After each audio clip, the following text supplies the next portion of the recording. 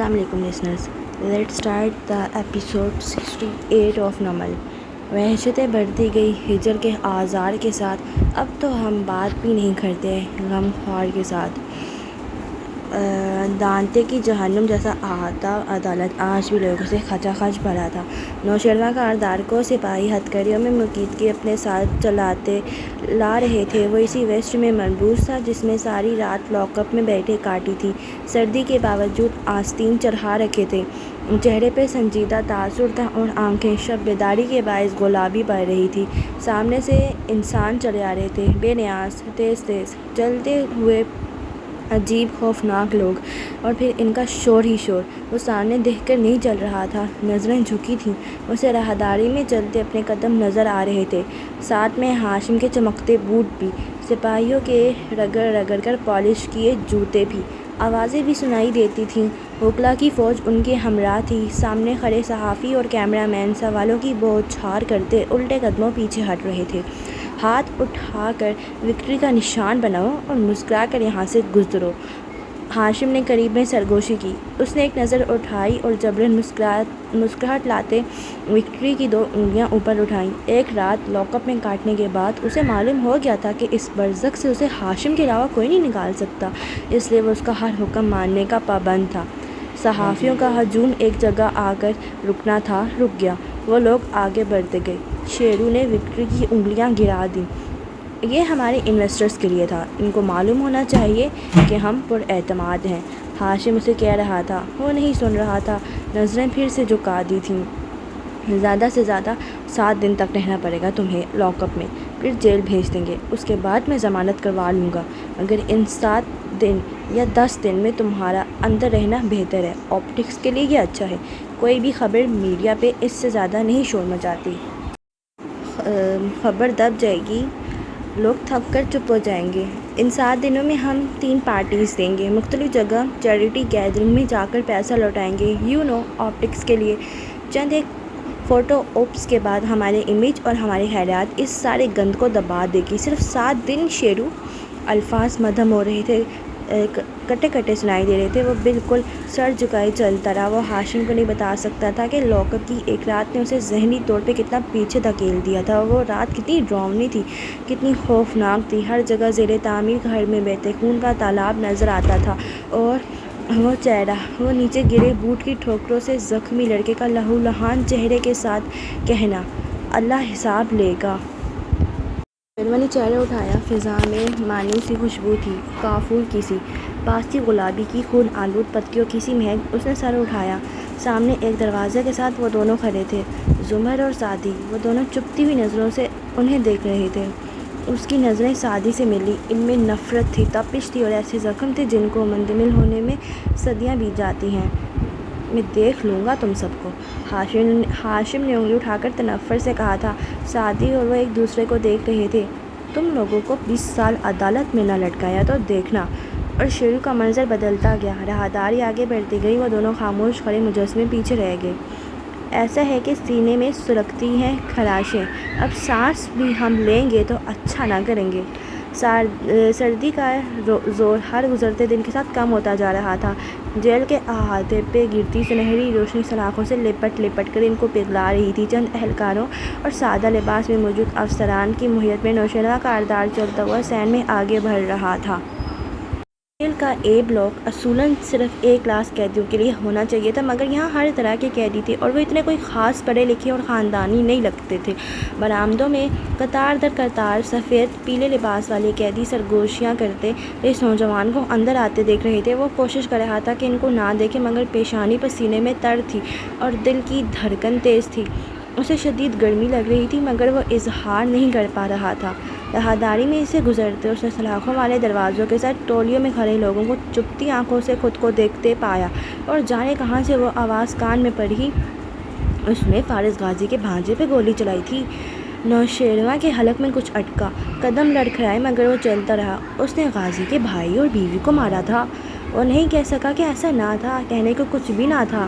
مختلف راہداریوں اور برآمدوں سے گزرتے اس نے لوگوں کی بہت سی باتیں سنی، اور وہ اس پہ ہنس رہے تھے، غصہ کر رہے تھے، اسے غازی کا مجرم گردان رہے تھے۔ وہ اسے گالیاں دے رہے تھے، ماں کی، بہن کی، بیٹی کی۔ وہ اس کا تمسخر اڑا رہے تھے۔ اس کی بیرک آ گئی تھی۔ وہ صاف ستھرا کشادہ سا کمرہ تھا۔ بیڈ، صوفے، room, refrigerator, A C, attach bath, LCD DVD player, سب میسر تھا وہاں۔ اہلکار اس کو بستر پہ آرام کرنے کا کہہ کر اپنے مکمل تعاون کی یقین دہانی کروا رہا تھا۔ نوشیروان سرخ پڑتی آنکھوں سے اسے دیکھتا بیڈ پہ بیٹھ گیا۔ وہ خاموش تھا، بالکل گنگوں کی طرح خاموش۔ ایک گالی کا برداشت کر لینا انسان کو کتنی گالیوں سے بچا لیتا ہے۔ کاش وہ ایک گالی برداشت کر لیتا۔ اے دل، ذرا سی جرأت رنتی سے کام لے، کتنے چراغ ٹوٹ گئے احتیاط میں۔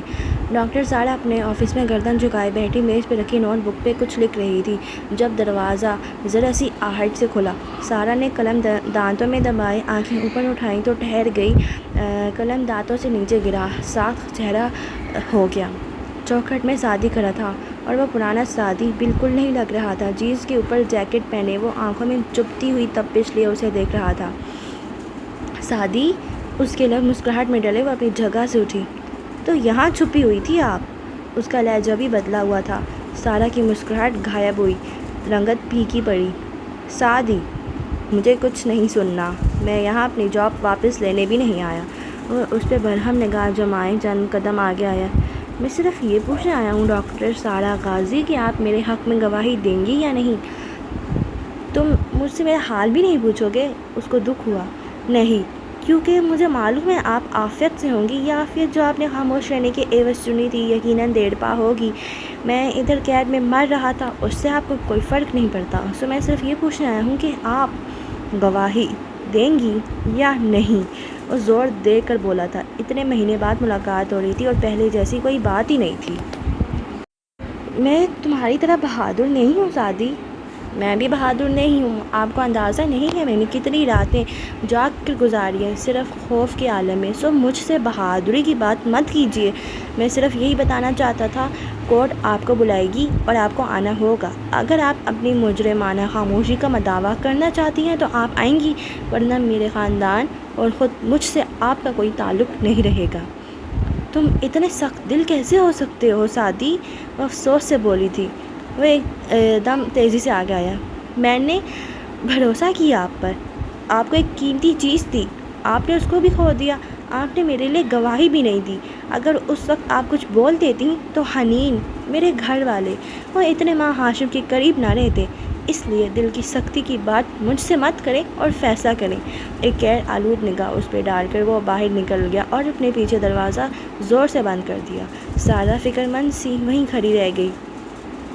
کچھ میں ہی جانتا ہوں جو مجھ پہ گزر گئی۔ دنیا تو لطف لے گی میرے واقعات میں۔ تیز دھوپ میں بینک کی عمارت جلس رہی تھی۔ بیرونی سیڑھیاں اترتا پی کیپ سے چہرے پہ سایہ کیے کرنل خاور والیٹ جیب میں ڈالتا چلا آ رہا تھا جب اس کا موبائل بجا۔ اس نے زینے اترتے اچنبے سے موبائل نکالا، پھر دھوپ کے باعث اسکرین پہ ہاتھ کا چھجا بنا کر دیکھا۔ جلتا بجھتا نمبر شناسا تھا، بہت شناسا۔ اس کا دل اچھل کر حلق میں آ گیا۔ وہ تیزی سے فون کان سے لگاتا مگر متعارف سا ہیلو کہتا کار کی طرف آیا۔ خاور، میں بول رہا ہوں۔ ہاشم کی سنجیدہ آواز سنائی دی۔ خاور کے چہرے پہ بہت سے رنگ ابھرے، جذبات، دکھ، مگر جب بولا تو لبوں سے بس اتنا نکلا، یس سر۔ میں جانتا ہوں تم کہاں ہو، تمہارا نمبر بھی ٹریس کروا لیا ہے، لیکن میں کسی کو تمہیں پکڑنے نہیں بھیج رہا۔ وہ رکا، اس کی آواز دھیمی تھی اور تعصب انگیز بھی۔ خاور، میں بہت اکیلا ہوں، مجھے تمہاری ضرورت ہے۔ شیرو جیل میں ہے اور چیزیں میرے ہاتھ سے نکلتی جا رہی ہیں۔ میں جانتا ہوں سر۔ وہ چلتے چلتے سائے میں کھڑی کار تک آ گیا۔ ایک دم جیسے سکون سا آ گیا، جھلساتی دھوپ سے سائبان مل گیا ہو۔ مجھے ہر حالت میں اس کیس کو، یوسف خاندان کو کچلنا ہے۔ تم میری مدد کرو گے؟ ہر بات بھلا کر جو میں نے تمہارے ساتھ کیا۔ میں جانتا ہوں تم مجرم نہیں تھے۔ اگر تم اس سب کو بھلا سکو تو میں تمہارا انتظار کر رہا ہوں آیوبیا والے کاٹیج میں، کل شام 5 بجے کے قریب۔ اگر تم دوبارہ میرے لیے کام کرنا چاہو تو میں انتظار کروں گا تمہارا۔ جو حکم سر۔ خاور کی آواز بھیگ گئی تھی۔ ہاشم کی کال بند ہو چکی تھی اور وہ اس صاحبان میں کتنی ہی دیر کھڑا رہا۔ اس کی آنکھوں میں گلابی نمی تھی مگر چہرے پہ طمانینت تھی۔ سر اٹھا کر اس نے ایک تشکر آمیز نظر آسمان پہ ڈالی، پھر کار میں بیٹھا۔ کار چلانے کی بجائے وہ موبائل پہ ای میل چیک کرنے لگا۔ 2 دن قبل کی موصول ہوئی ای میل جسے دوبارہ پڑھ چکا تھا ایک دفعہ پھر کھولی۔ میں جانتا ہوں تم میری میل ضرور پڑھو گے۔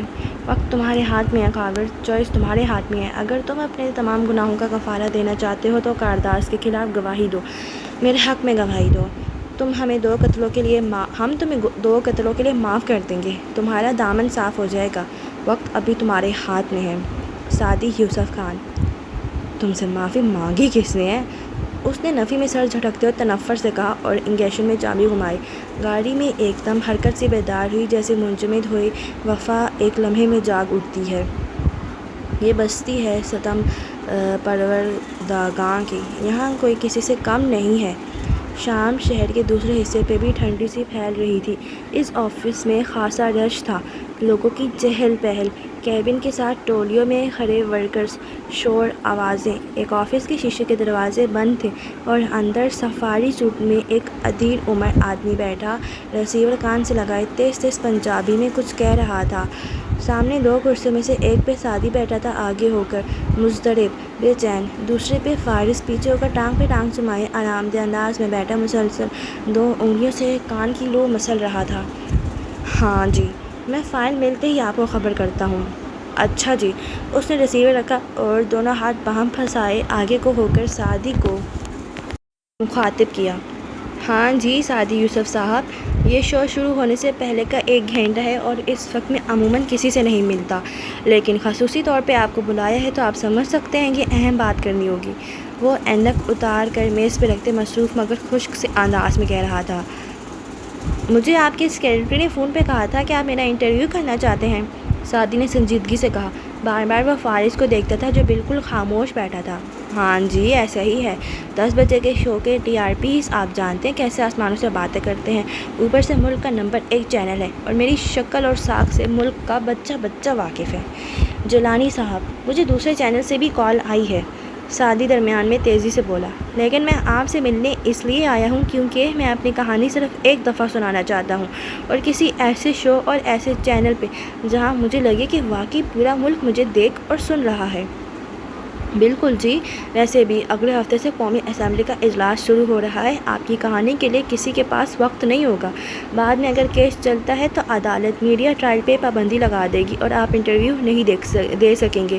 یہی وقت ہے آپ کو اپنی کہانی بیچنی ہے۔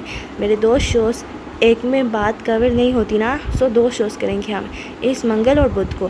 2 شوز میں آپ سٹار بن جائیں گے، سوشل میڈیا سے نکل کر آپ ہر شخص کے گھر تک جا پہنچیں گے۔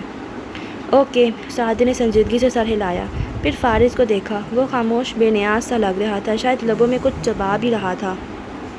ٹھیک ہے، پھر آپ 30 لاکھ جمع کروا دیں، لیکن کیش کی صورت میں، بینک اکاؤنٹ ڈیٹیلز میں کسی کو نہیں دیتا ہوں، مسئلے ہو جاتے ہیں بعد میں۔ یہ میرا ایڈریس ہے، آپ ادھر پیسے لے آئیے گا اسی ہفتے، پھر ہم منگل اور بدھ کے 2 شوز کر دیں گے۔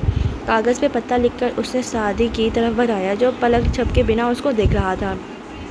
30 لاکھ کس چیز کے؟ چلو جی، جیلانی نے اکتا کر پہلو بدلا۔ دیکھو بیٹا، میرے شو کا وقت ہونے والا ہے، اب فضول کی بحثوں اور جائز ناجائز کے چکروں میں پڑنے کا وقت نہیں ہے۔ میرے پاس نہ توانائی ہے، بغیر پیسوں کے یہاں کوئی تمہیں شو میں نہیں بلائے گا، میرے جیسا اینکر تو کبھی بھی نہیں۔ او بیٹا، پھر سمجھانے والے انداز میں کہنے لگا، اس میں کوئی غلط بات نہیں ہے، پرائم ٹائم پہ اشتہار چلوانے نا، 30 سیکنڈ کے اشتہار کو 1 دفعہ چلوانے کی 3 لاکھ سے کم فیس نہیں ہوتی۔ صرف 1 دفعہ کی بات کر رہا ہوں میں۔ یہ موبائل کمپنیاں، شیمپوز والے، یہ لوگ روز کے کروڑوں کے اشتہار چلواتے ہیں، میں تمہیں پرائم ٹائم کے 2 گھنٹے دے رہا ہوں، 30 لاکھ اس لحاظ سے کم ہے، مگر چونکہ تم نے اتنی جرأت کا مظاہرہ کیا، اتنا ظلم ہوا تمہارے ساتھ، اس لیے یہ رعایت ہے تمہارے لیے، آگے کا تم سوچ لو۔ کارداس کے خلاف اپنی کہانی بیان کرنے نکلو گے تو بغیر پیسوں کے کوئی اسٹوڈیو میں گھسنے بھی نہیں دے گا۔ سعدی اٹھا اور خاموشی سے باہر نکل گیا۔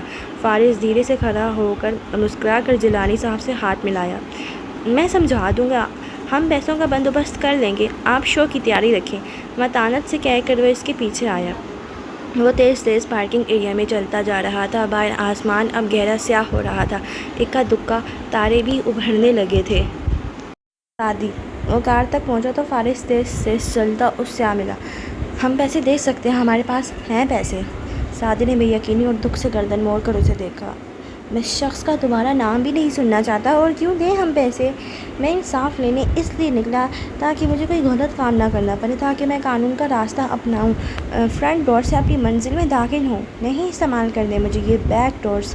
شدت غم سے اس کا چہرہ سرخ پڑ رہا تھا، اور آپ وہاں بالکل خاموش بیٹھے رہے، ایک لفظ نہیں بولے، اور نہیں تو دو چار موقع تو جڑ ہی سکتے تھے اس اینکر کو۔ استغفر اللہ، میں شریف آدمی ہوں، ایسا کیوں کرتا؟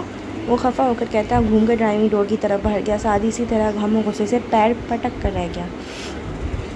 سیل کی راہگرز ہوئے، ہونٹ نہ پھر بھی تر ہوئے۔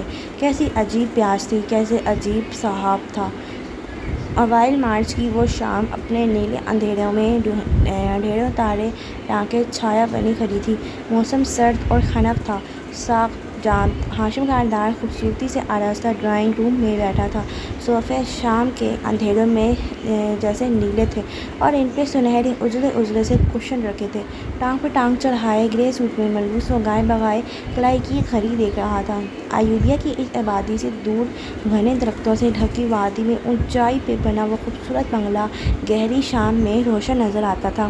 خاور نے باہر سڑک پہ کھڑے گردن اٹھائے اس بنگلے کی روشن کھڑکیوں کو دیکھا۔ ہاشم کاردار منتظر خاموش سا صوفے پہ بیٹھا تھا، وقفے وقفے سے وہ وال کلاک کو بھی دیکھتا تھا۔ چہرہ سنجیدہ اور اسپاٹ تھا، مگر وقت نکلا جا رہا تھا، جانے کتنی دیر لگی اسے آنے میں، وہ سوچ رہا تھا۔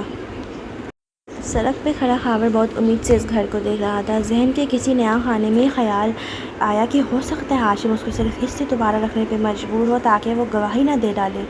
ہاشم اب صوفے سے اٹھا اور ایک دفعہ پھر کلائی پہ بندھی گھڑی دیکھتے ہوئے ڈرائنگ روم میں ٹہلنے لگا، دائیں سے بائیں، بائیں سے دائیں۔ نہیں! خاور نے دور نظر آتے بنگلے کو دیکھتے ہوئے سختی سے نفی میں سر ہلایا۔ ہاشم کو اس کی بے گناہی کا یقین آ گیا ہے۔ وہ اس کو اس لیے چاہتا ہے، وہ اس کو اس کی خدمات کے لیے کے عوض واپس بلا رہا ہے۔ وہ اس کا مالک ہے، اور اس غلامی پہ اسے فخر ہے۔ خاور کی گردن اکڑ گئی، دل میں سکون سے اتر گیا۔ ڈرائنگ روم میں ٹہلتا ہاشم اب سوچتے ہوئے دو انگلیاں گال کے زخم پہ پھیر رہا تھا جہاں صبح شیو کے دوران کٹ لگا تھا۔ وہ گہری سوچ میں تھا، گویا درد کا احساس نہیں ہو رہا تھا۔ خاور سڑک پہ قدم قدم آگے بڑھتا گیا، یہاں تک کہ بنگلے کا آہنی گیٹ آن پہنچا۔ وہ کھلا تھا، کوئی ملازم، کوئی گارڈ نہ تھا، اور ایسا صرف تب ہوتا تھا جب گھر کا کوئی فرد وہاں ہوتا تھا۔ خاور ہلکا سا مسکرایا، اپنائیت سی محسوس ہوئی۔ اس خاندان کو وہ کتنے اچھے سے جانتا تھا۔ ہاشم ابھی تک دائیں سے بائیں چکر کاٹ رہا تھا جب وہ رکا۔ باہر لابی سے بولنے کی آواز آ رہی تھی، بڑھتے قدم سنائی دے رہے تھے۔ ہاشم نے گہری سانس لی۔ بالآخر انتظار ختم ہوا۔ خاور بنگلے کے برآمدے تک آ پہنچا۔ اسے اب کسی کا ڈر نہ تھا۔ ہاشم کی آواز کا وثوق، یقین مان، اسے اس پہ بھروسہ تھا۔ اس نے مرکزی دروازہ کھول کر دھکیلا۔ لکڑی کا پٹ چرچراتا ہوا دوسری طرف جا لگا۔ اندر روشنی تھی، مگر سامنے کوئی نظر نہ آتا تھا۔ خاور سر سے اونی ٹوپی اتارتا اندر داخل ہوا۔ اسی لمحے پیچھے سے اس کے گردن میں کوئی نوکیلی شے آ کر لگی۔ وہ بے یقینی سے واپس پلٹا، مگر ٹرینکولائزڈ ڈارٹ کا اثر روشنی کی رفتار سے اس کے رگوں پہ میں سرایت کرنے لگا۔ وہ لڑکھڑا کر نیچے گر گیا، گھٹنوں کے بل بے یقین۔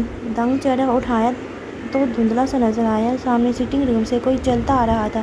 خاور نے پلکیں جھپکائیں۔ ہاشم! لبوں سے بددقت نکلا، مگر وہ دیکھ سکتا تھا کہ آنے والا ہاشم نہ تھا۔ ہیلو کرنل خاور، مجھے احمد شفیع کہتے ہیں، اور رہے ہاشم صاحب تو وہ اس وقت اسلام آباد میں ہیں، اور ان کو اپنی بیوی اور بیٹے کے ساتھ سونی کی دوست کی سالگرہ میں شرکت کرنے جانا ہے۔ ادھر اسلام آباد میں شیرن کے گھر کے سٹنگ ایریا میں ٹہلتا ہاشم آوازیں سن کر ٹھہر گیا تھا۔ دفتر دروازہ کھلا اور دو ملازموں کے ہمراہ شیری اور سونی آتی دکھائی دیں۔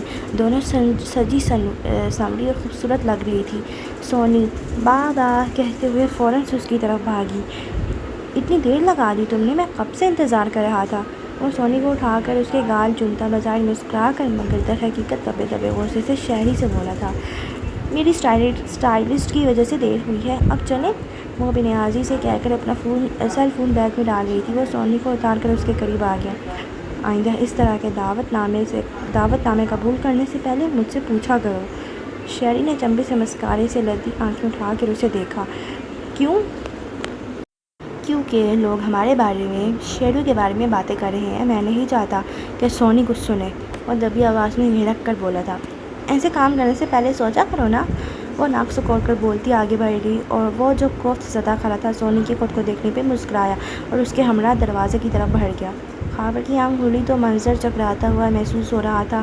اس نے پلکیں جھپکیں اور ادھر ادھر دیکھنا چاہا، مگر دھند تھی، نمی تھی۔ وہ کرسی سے بندھا ہوا تھا ڈکٹ ٹیپ سے، کونوں سے گھٹنوں تک سلور ٹیپ لپیٹ کر اس کو جکڑا گیا تھا۔ اس نے آنکھیں بار بار جھپکتے گردن جھکائی۔ سخت سردی میں وہ بغیر سویٹر، حتیٰ کہ بغیر شرٹ کے بیٹھا تھا۔ جینس، جوتے، جرابیں سب اسی طرح پہنتے ہوئے مگر کندھے بڑھانا نظر آتے تھے۔ اس نے پھر سے چہرہ اٹھایا۔ آج بھی سامنے دور ایک مرد اور عورت کھڑے تھے، مگر آج وہ فوڈلی ایور آفٹر کے کچن میں دشمن کے سامنے قید نہیں کھڑا تھا، آج مقابل اپنے تھے۔ ہاشم؟ اس کے لبوں سے پھنسا پھنسا سا نکلا، آنکھوں میں، دل اور دماغ میں بھی ابھی بھی بے یقینی تھی۔ ہاشم کے فرشتوں کو بھی نہیں معلوم کہ تم کہاں ہو خاور؟ مسکراتی ہوئی جواہرات آگے چلتی آئی۔ احمد وہیں کھڑا رہا، ہاتھ باندھے، خاموش۔ ہاشم نے مجھے بلایا تھا؟ ہاشم نے تمہیں نہیں بلایا تھا؟ وہ شیرنی کی سی آنکھیں اس پہ جمائے مسکرا کر بولی۔ احمد قدم قدم چلتا سامنے آیا۔ وہ کال میں نے کی تھی۔ ہاشم کی چند ریکارڈنگ سے الفاظ توڑ توڑ کر نکالے، ان کو جوڑا اور تمہیں سنوا دیا۔ کرنل خاور، کمال طریقہ تھا اور تمہارا ہی تھا، تم سے ہی سیکھا ہے۔ ایسے ہی کبھی تم نے زمر کو بھی کال کیا تھا نا؟ کال پہ کسی اپنے کی پوری یقین سے کہی ہوئی بات پہ سب یقین کر لیتے ہیں، آج تم نے بھی کر لیا، وہ کہہ رہا تھا۔ اور خاور، اس کی مندی آنکھیں سوچ سے مزید سکڑ رہی تھی۔ مارنا چاہتے ہو تم لوگ مجھے تاکہ تم میری جگہ لے لو؟ اور آپ؟ اس نے سرخ آنکھیں اٹھا کر جواہرات کی طرف پھیری۔ میں تہیہ کر چکا تھا، ہاشم کو سب بتا دوں گا، سعدی یوسف گواہی دے گا، پھر وہ مان جائے گا کہ تم نے جواہرات کاردار، تم نے مارا تھا اپنے شوہر کو۔ جواہرات کی مسکراہٹ میں کوئی تبدیلی نہ آئی۔ احمد بھی اسپاٹ چہرے لیے کھڑا رہا۔ میں سمجھ گیا تھا، قید میں اتنے دن رہ کر میں سمجھ گیا تھا تم تھیں اس رات ان کے ساتھ، اور اگر تم مجھے زمین بھر سونا بھی پیش کرو میں تب بھی ہاشم کو ضرور بتاؤں گا۔ اور تم؟ حقارت سے احمد کو دیکھا، اگر تم مجھے مار بھی دو تب بھی مجھے فخر ہے کہ میں اپنے مالک کی وفا میں جان دوں گا۔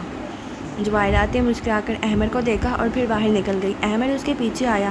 باہر شام گہری تاریک ہو چکی تھی، آسمان پہ جن ملاتے ہوئے تارے افشاں کی طرح بکھرے تھے۔ برآمدے میں کھڑے جواہرات نے سنجیدگی سے اسے دیکھ کر کہا، اس کو خاموش کروانا ضروری ہے، کر لو گے نا؟ آپ فکر نہ کریں جواہرات، اس نے سر کو خم دے کر کہا، پھر ملکہ کی آنکھوں پہ نظریں جمائے پورے یقین سے بولا، اتنا بوجھ دل پہ نہ لے کر پھرا کریں مادام، اگر راز شیئر کیا ہے تو مجھ پہ بھروسہ بھی کریں۔ بھروسہ تو بتایا ہے نا، اسے جھرجھری لی، اب میرے سر کا تاج بہت بھاری ہوتا جا رہا ہے، میری بات سنیں دھیان سے۔ اس نے آگے بڑھ کر مضبوطی سے جواہرات کو شانوں سے تھاما، اس بات سے نہ ڈریں کہ ہاشم اور نوشیروہ یہ جان جائیں گے تو کیا ہوگا، بلکہ اس دن کی تیاری کریں۔ آپ نے ایک اچھا کام کیا تھا، وہ ایک آدمی درندہ تھا اور درندے کو مار کر آپ نے اپنے بیٹوں کو بچایا تھا، آپ نے اپنے بیٹوں کے لیے قربانی دی تھی۔ جواہرات کی آنکھوں میں نمی دھر آئی، وہ دونوں مجھے کبھی معاف نہیں کریں گے، تو میں کس مرض کی دوا ہوں؟ وہ برا مان کر بولا تھا۔ ہم مل کر اورنگزیب کاردار کے ایسے کالے کرتوت ان کے سامنے لائیں گے، ان کے کردار کو اتنا مسخ کر دیں گے، ان کے خلاف اتنا زہر اگلیں گے کہ وہ دونوں ان سے نفرت کرنے لگ جائیں گے، اور کبھی اگر ان کو معلوم ہو بھی جاتا ہے تو وہ آپ کی پوزیشن سمجھ جائیں گے اور یہ سوچیں گے کہ اچھا ہی ہوا ان کو نجات دلا دی آپ نے۔ جواہرات کے لب مسکراہٹ میں ڈھلے، آنکھوں سے ایک قطرہ ٹوٹ کر گال پہ لڑکا۔ کیا ایسا ممکن ہے؟ یہ بھی تو ممکن نہیں لگتا تھا، آج یہ سر درد بھی ختم ہو جائے گا۔ اس نے مسکرا کر بنگلے کی طرف اشارہ کیا، وہ مسکرا کر رہ گئی۔ جواہرات کاردار کے جانے کے بعد وہ اس تنہا پڑے بنگلے کے اندر آیا، کچن میں فریج سے ایک باکس نکالا اور اس کمرے میں آیا جہاں خاور بندھا پڑا تھا۔ احمد نے مسروق سے انداز میں ڈکٹ ٹیپ کا ایک بڑا ٹکڑا کاٹا۔ اب کیا مجھے مار کر پھینکنے کا ارادہ رکھتے ہو؟ یہ کاردار میرے نہیں ہوئے، تمہارے کیا ہوں گے؟ اس نے تنفر سے سر جھٹکا۔ احمد اسی طرح آگے آیا اور ڈکٹ ٹیپ کا ٹکڑا اس کے منہ پہ رکھ کر زور سے چپکا دیا۔ وہ سر جھٹک کر رہ گیا۔ میں تمہاری بک بک، تمہاری OMGs اور کیا، کیوں، کیسے نہیں سننا چاہتا۔ ان باتوں پہ جواب میں تمہیں بتانے جا رہا ہوں، اس لیے کتنا اچھا ہوا کہ تم یوں چپ ہو کر بیٹھو، خاموش اور بے بس۔ ہاں ایسے ٹھیک ہے۔ سامنے آ کر صراحتی نظروں سے اس منظر کو دیکھا، پھر واپس اپنی کرسی پہ آ بیٹھا اور باکس کھولا۔ اندر مختلف شیشیاں، چند کاغذ اور چند سرنجیں رکھی تھیں۔ تم نے کبھی ہیری پوٹر پڑھی ہے خاور؟ سوری، میں ایسے موقع پہ اس داستان سے کچھ منقول کر رہا ہوں، اب جب کہ تم اپنی یہ خوبصورت زندگی کھونے والے ہو۔ ایک سرنج کی سوئی شیشے میں جب ہو کر وہ اسے اوپر اٹھائے بھر رہا تھا، مگر اس میں ایک ٹرم استعمال ہوئی تھی۔ اس کا پہلا چیپٹر اسی نام سے ہے، دا بوائے ہو لیوڈ، وہ لڑکا جو زندہ بچ گیا۔ پھر نگاہیں اٹھا کر ان میں زمانوں کی تپش بھر کر خاور کو دیکھا۔ کہتے ہیں انتقام کے سائیکل میں ہمیشہ ایک سروائیور بچ جاتا ہے اور وہ انتقام لیتا ہے، یوں یہ چکر پہ چکر چلتا رہتا ہے۔ میں کرنل خاور، میں ہوں وہ لڑکا جو بچ گیا تھا۔ خاور کا منہ ٹیپ سے بند تھا، مگر کھلی آنکھوں میں اچنبھے اور حیرت کے الفاظ سمٹ آئے تھے۔ وہ بریگیڈیئر یاد ہے تمہیں، کرنل خاور، جس کو اس کے پورے خاندان سمیت تم نے قتل کیا تھا؟ تمہیں شک تھا نا کہ امریکہ میں اس کی ایک اور اولاد بھی ہے، کسی دوسری عورت سے جسے وہ چھپا کے رکھتے، اور تمہیں یقین تھا کہ وہ بیٹی ہوگی، مگر تم غلط تھے، وہ بیٹا تھا، سلطان بخش، اور وہ میں تھا۔ اس نے شیشی سرنج کی سوئی سے نکالی، جھک کر کاغذ سے کچھ پڑھا، پھر دوسری شیشی اوپر اٹھا کر سوئی اس میں گھسا کر احتیاط سے مایع ساتھ سرنج کے بطن میں بھرنے لگا۔ خاور کی آنکھیں پھیل گئی تھیں اور وجود بالکل ساکت ہو گیا تھا۔ جب تم نے میرے باپ اور میری ہاف فیملی کو قتل کیا تھا تو میں ایک ٹین ایج لڑکا تھا جو بورڈنگ اسکول میں پڑھ رہا تھا۔ میرا باپ اپنی حساس جاب کے باعث اپنی اولاد اور خاندان والوں کے ویئر اباؤٹس مخفی رکھتا تھا، لیکن تم اس رات ہمارے گھر گئے جب سب وہاں موجود تھے، چھٹیوں پہ سب آئے ہوئے تھے، میں نہیں تھا، سو میں بچ گیا۔ ابا کے رشتہ داروں نے ساری پراپرٹی ہتھیا لی اور ابا کے دوستوں نے مجھے واپس آنے سے روک دیا۔ وہ کہتے تھے، سلطان تم بھاگ جاؤ، چھپ جاؤ، وہ آدمی تمہیں ڈھونڈ رہا ہے۔ کوئی نہیں جانتا تھا کہ وہ آدمی کون تھا۔ میں اتنے برسے ایک اندیکھے دشمن سے چھپتا رہا، بھاگتا رہا، شہر بدلے، اسکول بدلے، پھر جاب بدلی، اور اس ہر مہینے کے عدل بدل نے مجھے احمد شفیع بنا دیا۔ کون مین؟ وہ احتیاط سے شیشی اوپر اٹھائے، قطرہ قطرہ اٹھائے سرنج میں بھر رہا تھا، نظریں اوپر سرنج کے بھرتے پیٹ پہ جمی تھیں۔ خاور کا چہرہ سرخ تھا، آنکھوں میں خون اتر آیا تھا۔ وہ سختی سے نفی میں سر ہلاتا، خود کو چھڑانے کی کوشش کر رہا تھا، مگر گرفت مضبوط تھی۔ برسوں کی محنت اور کوشش نے مجھے اتنا بتا دیا کہ ساری گتھیاں اورنگزیب کردار کے گرد جا کر کھلتی ہیں۔ میں نے خون کو ان سے متعارف کروایا، ایسے کہ وہ مجھے ملازمت کی پیشکش کریں۔ کون مین کبھی کچھ نہیں مانگتا، وہ ایسے مواقع پیدا کرتا ہے کہ آپ کو لگے یہ سب آپ کا ہی آئیڈیا تھا۔ وہ خود ہی مجھے سب دیتے گئے، اور ان کے پاس اتنا عرصہ کام کر کے جانتے ہو مجھے کیا معلوم ہوا؟ وہ سب جو تمہیں خود نہیں معلوم۔ شیشی رکھی، کیس بند کیا اور سرنج پکڑے، سٹول اٹھائے، اس کے سامنے آ کر سٹول رکھا اور اس پہ بیٹھا، پھر اس کی خون آشام آنکھوں میں دیکھ کر سادگی سے بولا، تم نے ہاشم کے کہنے پہ زمر یوسف کو زخمی کیا، اس سے اس کے تمام رشتے چھینے، اس کی شادی کینسل کروائی، اس کا ہر راستہ بند کیا۔ ایسے ہر راستے بند کرنے والا کام یہ کاردار سے پہلی دفعہ زمر کے ساتھ نہیں کیا تھا۔ چند برس پہلے جب جواہرات کاردار اور ہاشم کاردار کے سیکورٹی ہیڈ کا انتقال ہوا تو انہوں نے سوچا کیوں نہ ایک نیا سیکورٹی ہیڈ ڈھونڈا جائے، پھر اسے تراشا جائے، پھر اس کا ہر راستہ بند کیا جائے تاکہ وہ ان کا ہی ہو کر رہ جائے۔ اس کی آنکھوں میں دیکھ کر وہ چبا چبا کر کہہ رہا تھا۔ خاور کا مزاحمت کرتا وجود ٹھہر گیا، ساکن۔ یہ بڑے لوگ ایسی بڑی بڑی پوسٹیں دینے سے پہلے امیدوار کا ہر راستہ، ہر دروازہ بند کرتے ہیں۔ انہوں نے 8 ماہ تم پہ انویسٹ کیا، ایک بہادر، دلیر اور زیرک کرنل پہ الزام لگوایا، پھر اسی کے مدعی بن کر، وکیل بن کر اس کو عدالت سے چھڑوایا، اور پھر اس کی آواز یاسین سے دھیمی ہوئی۔ خاور سکتے میں تھا۔ اور پھر ہاشم کاردار اور جواہرات کاردار نے تمہارے بیٹوں کو مروایا کیونکہ تم بڑی ہونے کے بعد ملک سے باہر جانے کا سوچنے لگے تھے۔ یہ کافی نہیں تھا، ان کو ایک وفادار آدمی چاہیے تھا جس کا کوئی نہ رہے اور ان کا ہو کے رہے۔ اور الزام ڈالا انہوں نے میرے باپ پہ۔ کرنل خاور، میرا باپ ایک ایماندار اور اچھا آدمی تھا، وہ تمہیں گرفتار ضرور کرنا چاہتا تھا مگر اس نے تمہارے بیٹوں کو نہیں مارا تھا، ان کو جواہرات کاردار نے مروایا تھا۔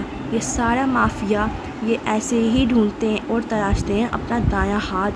انہوں نے تمہیں تراشا خاور، جب تم نے اپنی زندگی کے پہلے قتل کر ڈالے تو وہ تمہاری سب سے بڑی سپورٹ بن کر سامنے آ گئے۔ انہوں نے تمہیں اپنی چھایا تلے لے لیا اور تم ان کے کہنے پہ ساری زندگی دوسروں کو قتل کرتے آئے، زندگیاں برباد کرتے آئے ان کے کہنے پہ، جنہوں نے تمہارے بچوں کو مروایا تھا۔ اور یقیناً ان کے پاس اس عمل کی بھی جسٹیفیکیشن ہوگی۔ تم حیران تھے نا کہ ہاشم نے کیوں یقین کر لیا کہ تم نے اورنگزیب کاردار کو مارا ہوگا، کیونکہ اسے لگا تم ان کی حقیقت جان گئے ہو مگر اورنگزیب کو قصوروار سمجھتے ہو۔ وہ یہی پوچھتا تھا تم سے اتنے ماہ، وہ یہی جاننا چاہتا تھا کہ تم کیا جانتے ہو۔ میں اپنی باتوں کا کوئی ثبوت تمہیں نہ بھی دوں تب بھی جب ان کو سوچو گے تو خود ہی ساری کڑیاں ملتی جائیں گی، سب واضح ہو جائے گا۔ احمد اسٹول سے اٹھ کھڑا ہوا۔ خاور اسی طرح سختے کے عالم میں بیٹھا تھا، اس کی آنکھوں میں آنسو تھے مگر وہ نیچے ٹپک نہیں رہے تھے، وہ بھی ساخت تھے۔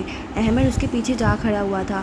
تمہارے پاس چوائس تھی، تم ہاشم کے پاس واپس آنے کی بجائے عدالت چلے جاتے، اس کے خلاف گواہی دیتے، لیکن تم نے وہی کیا جو تمہاری خصلت تھی۔ اگر تمہارے اندر کوئی خیر ہوتی تو میں تمہیں چھوڑ دیتا۔ تم خود بھی اس رات فوڈلی ایور آفٹر کے کچن میں اس عورت پہ پستول نہ تانتے جس نے فارس کو ٹھنڈا کر کے تمہاری جان بچائی تھی۔ مگر وہ کیا ہے خاور کہ میں ان جیسا نہیں ہوں، نہ میں تمہارے جیسا ہوں۔ میں وہ نہیں کروں گا جو تم سمجھ رہے ہو کہ میں تمہارے ساتھ کرنے جا رہا ہوں، ایک تیز بنا درد کی موت۔ کیا واقعی تمہیں لگتا ہے اتنا رحم میں تمہارے اوپر کھاؤں گا؟ اور خاور کو محسوس ہوا کہ اس کے برہنہ کندھوں پہ احمد شفیع نے گلوز والے ہاتھ رکھے اور پھر گردن کے نیچے قدرے نیچے سوئی کی نوک چبھی، درد، تکلیف، اور پھر جیسے ہر شے راکھ کا ڈھیر بن گئی۔ یہ وہ دن تھا جب کرنل خاور مزار حیات کی زندگی کا باب ہمیشہ ہمیشہ کے لیے ختم ہو گیا۔ دلوں کی روشنی بجھنے نہ دینا، وجود تحریری محکم نہیں ہے۔ سبز بیلوں سے ڈھکے مور چال کی بالائی منزل کی کھڑکیوں سے مارچ کی ٹھنڈی دھوپ سیدھی ٹکرا رہی تھی۔ اندر جھانکو تو کمرے ٹھنڈے لگتے تھے، ایسے میں حنین کا کمرہ عجیب نمونہ پیش کر رہا تھا۔ فرنیچر جو دیواروں سے لگا تھا ذرا آگے کھسکا کر چادروں سے ڈھک دیا اور کونے میں ایک چھوٹی سیڑھی رکھی تھی۔ فرش پہ نیچے ایک بڑی فنی ایک اور پینٹ کے ڈبے رکھے تھے۔ وہ خود عام شلوار قمیض پہنے، بالوں کو کشمیری انداز میں اسکارف میں لپیٹے، آستین پیچھے چڑھائے سیڑھی کے اوپر کھڑی تھی اور سوکھے برش کو بازو اونچا کر کے چھت سے ٹکرانے کی کوشش کر رہی تھی۔ میرا ہاتھ جا رہا ہے، میں دیوار کے اوپری کونے تک پینٹ کر لوں گی، اس نے چہک کر اطلاع دی۔ نیچے فرش پہ آلتی پالتی کیے بیٹھے اسامہ نے بہت ضبط سے کھنکار کر اس کی توجہ لی۔ حنا، یہ تم کل شام کیا اچانک سے ریسٹورنٹ کے بچے ہوئے ڈبے لے آئی ہو اور اب کہہ رہی ہو کہ تم نے پینٹ کرنا ہے کمرہ؟ حنا نے گردن گھما کر پیچھے بیٹھے اسامہ کو خفگی سے دیکھا۔ تم کیا جانو ادرک کا مزہ؟ جتنی ہوم ڈیکور کی ویب سائٹس میں نے دیکھی ہے نا، پتہ ہے ان کے کمرے میں اتنے خوبصورت کیوں ہوتے ہیں؟ کیونکہ ان میں یہ سفید چٹا پینٹ نہیں ہوتا۔ گورے ہمیشہ اپنی دیواروں کو ٹنٹ ضرور دیتے ہیں، دروازے وہ سفید رکھتے ہیں، ہمارے ہاں الٹا حساب ہے۔ ناک سکوڑ کر وہ واپس دیوار کی طرف متوجہ ہوئی۔ مگر حنا، یاد ہے جب ریسٹورنٹ پینٹ ہوا تھا وہ لوگ ایسے ہی منہ اٹھا کر پینٹ نہیں کر لیتے بلکہ پہلے دیوار پہ کچھ رگڑتے تھے اور بھی بہت کچھ کرتے تھے۔ تم نیٹ پہ پینٹ کے ٹیوٹوریل کیوں نہیں پڑھ لیتی؟ سیم نے ہار نہیں مانی تھی۔ میں نے کوشش کی تھی، وہ اتنے لمبے چوڑے اسباق دہرا رہے تھے، میں نے چھوڑ دیے۔ ایویں گوروں کے نخرے، یہ کرو وہ کرو، اس طرح تو بندہ سال بھر کمرہ ہی تیار کرتا رہے، پینٹ کب کرے؟ پھر لاپرواہی سے سر جھٹکا۔ میں تو ایسے ہی کروں گی پینٹ، یہ کون سا مشکل ہے؟ بس برش کو پینٹ میں ڈبو کر دیوار پہ اوپر نیچے لگاتے جاؤ۔ واو! آنکھیں میچ کر اس نے وہ کارٹون یاد کیے جن میں یوں ہی مزے سے پینٹ ہو جاتا تھا اور پھر دیکھنا کتنا خوبصورت رنگ چڑھے گا۔ مگر کیا وہ رنگ دیر پا بھی ہوگا؟ چوکھٹ میں قدموں کی آواز آئی اور پھر اس کی آواز۔ حنین وہیں ٹھہر گئی، برش والا ہاتھ نیچے گرا۔ مڑی نہیں، ساکت کھڑی رہی۔ اسامہ جو نیچے بیٹھا تھا وہ بھی نہیں ہلا، بس سر جھکا دیا۔ وہ سعدی سے ابھی تک نظریں نہیں ملا سکتا تھا۔ گورے ایک بہت اچھی، بہت قابل قوم ہے، اور جب وہ کہتے ہیں کہ یوں منہ اٹھا کر پینٹ نہیں کرتے تو وہ صحیح کہتے ہیں۔ وہ ہماری طرح سست اور کام چور نہیں ہوتے، اپنا ہر کام خود کرنے اور احسن طریقے سے کرنے کے عادی ہوتے ہیں۔ وہ گردن اٹھائے حنین کے کمرے کی دیواروں کو دیکھتا دھیمے لہجے میں کہہ رہا تھا۔ اسامہ اور حنین اپنی جگہ چپ تھے۔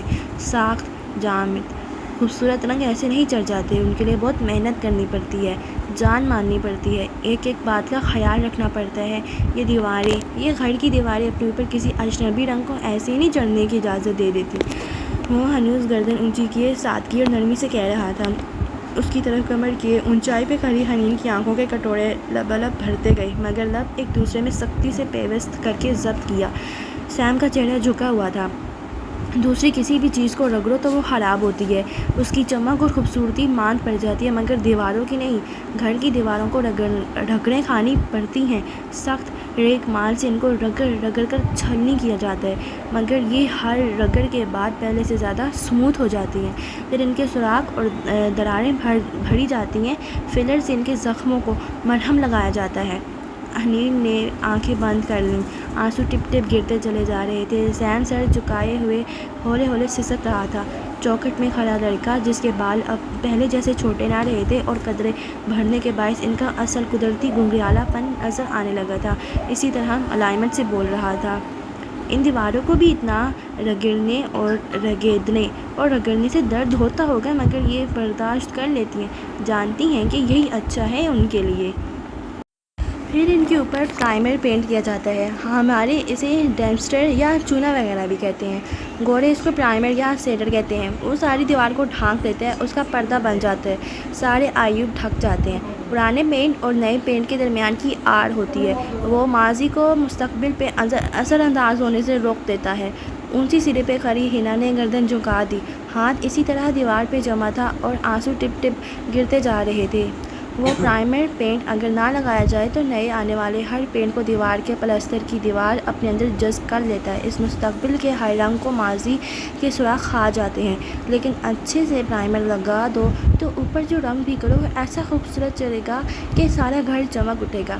پھر زمین سے رس رس کر خراب چور درازوں سے داخل ہوتے پانی سے بھی دیواریں خراب نہ ہوں گی، نہ موسم اثر کرے گا، نہ کسی کا میلا ہاتھ گدلا کر سکے گا اس رنگ کو۔ گھر کی دیواروں کے ایسے پکے اور خوبصورت رنگ یوں ہی نہیں آ جاتے، ان کے لیے بنیاد کو ایک دفعہ تو چھلنی کرنا پڑتا ہے۔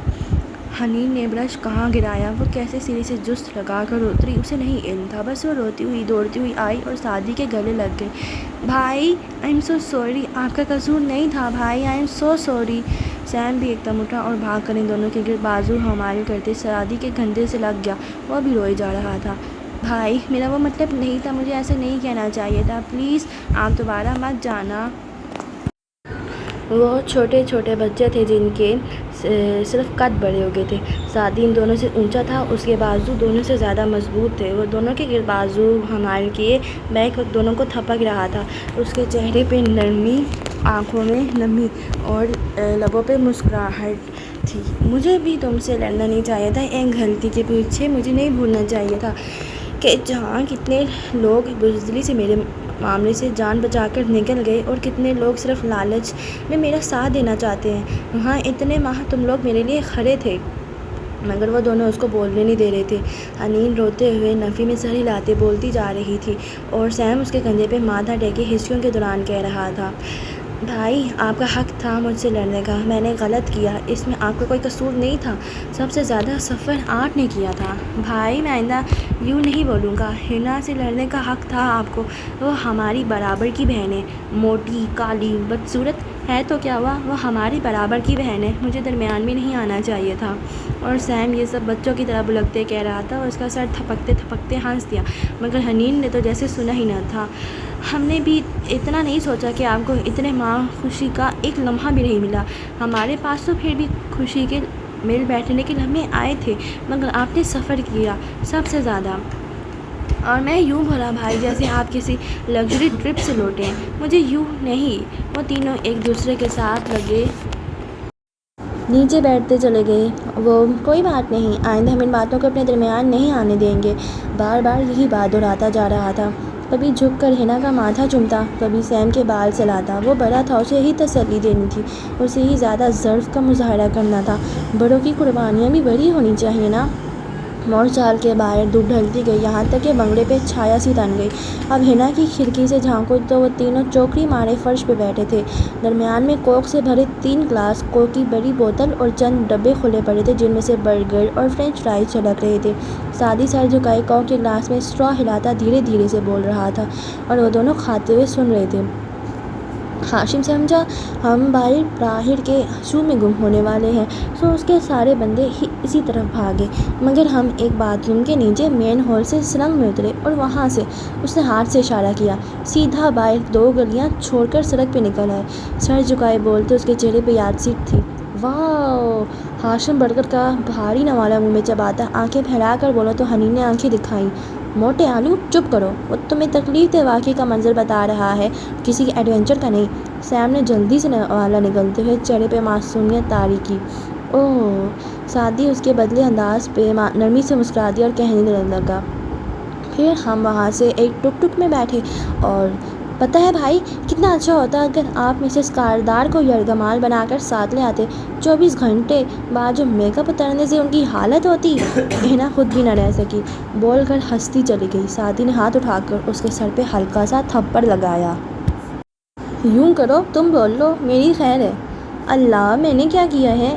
اور زمر جب سیڑھیاں چڑھ کر اوپر آئی تو اس نے دیکھا وہ تینوں اسی طرح ایک ساتھ بیٹھے برگر کھا رہے تھے اور ایک دوسرے کو لقمے دے رہے تھے۔ چہروں پہ سوکھے آنسوؤں کے نشان ابھی بھی موجود تھے اور لبوں سے مسکراہٹیں پھوٹ رہی تھیں۔ سعدی، زمر نے دھیرے سے دروازے پہ دستک دی۔ تینوں نے سر گھما کر دیکھا۔ حنا نے فوراً برگر آگے بڑھایا مگر وہ مسکرا کر نفی میں سر ہلاتی کام کی بات پوچھنے لگی۔ انٹرویو کا کیا بنا؟ فارس نے کچھ بتایا ہی نہیں۔ انٹرویو؟ سعدی نے سر جھٹکا۔ 30 لاکھ مانگ رہا تھا وہ اینکر، اور فارس ماموں کو دیکھیں، خود کہا تھا کہ تمہارے ساتھ چلوں گا، مگر وہاں جا کر بالکل چپ بیٹھے رہے۔ اتنا نہیں ہوا کہ 2 تھپڑ لگا دیتے اس اینکر کو، ایک مارنے کا کام ہی تو آتا ہے ان کو، وہ بھی نہیں کیا۔ خفگی سے واپس گردن موڑ لی۔ زمر اور حنین نے ایک دوسرے کو دیکھا، پھر حنا کھنکاری، بھائی، فارس ماموں چپ ہوں تب بھی بہت کچھ کر جاتے ہیں، ان کو ہلکا نہ لیں۔ بالکل۔ زمر مسکراہٹ چھپاتی واپس چلی گئی۔ نیچے آئی تو وہ کچن میں بیٹھا تھا، موبائل پہ بٹن دبا رہا تھا۔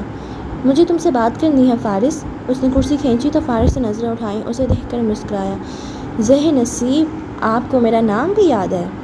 تھوڑا بہت تو یاد ہے، وہ ہنس دی، پھر سنجیدہ ہوتے ہوئے بولی، سعدی کا انٹرویو ہونا ضروری ہے، وہ اس کے لیے بہت اپسیٹ ہے اور ہو جائے گا انٹرویو، وہ اٹھتے ہوئے بولا، انداز میں لاپرواہی تھی۔ مگر کیسے؟ زمر نے گردن گھما کر اسے دیکھا۔ پیسے دیں گے اور کیا، مگر اس کے لیے سعدی راضی نہیں ہے، سو دعا کریں گے۔ کوئی اور حل ہے تو بتائیں مجھے۔ وہ چپ ہو گئی۔ مگر کوئی اور طریقہ نہیں ہے کیا؟ محتاط سے انداز میں پوچھا۔ کیوں پروسیکیوٹر صاحبہ، قانون پہ یقین ہے نا آپ کو؟ تو بس میں نے بھی تہیہ کر لیا ہے کہ اب قانون نہیں توڑنا اور شریف آدمی بن کر رہنا ہے۔ ایسے مشکوک نظروں سے کیا دیکھ رہی ہیں مجھے؟ سچ کہہ رہا ہوں، اور خفگی سے کہتا باہر کی جانب ہٹ گیا۔ زمر سوچتی نظروں سے اسے جاتے دیکھ کھل گئی۔ چند دن بعد چاک دامن تو خیر سل جاتا، چاک کی ہستی کہاں رفو کرتے۔ سفید دیوار والے کمرے عدالت میں دھوپ چھن چھن کر آ رہی تھی۔ موسم بتدریج تبدیل ہوتا رہا، سردی بہت کم رہ گئی تھی اور خزاں رسید درختوں پہ نئے شگوفے اور پتے کھلنے لگے تھے۔ چبوترے کے سامنے پروسیکیوشن کی بینچ پہ زمر بیٹھی قلم انگلیوں میں گھماتی بغور کٹہرے میں کھڑے نوشیروان کو دیکھ رہی تھی۔ دوسری میز پہ ٹیک لگا کر آرام دہ انداز میں بیٹھے ہاشم کاردار کی سنجیدہ نظریں بھی وہیں جمی تھیں۔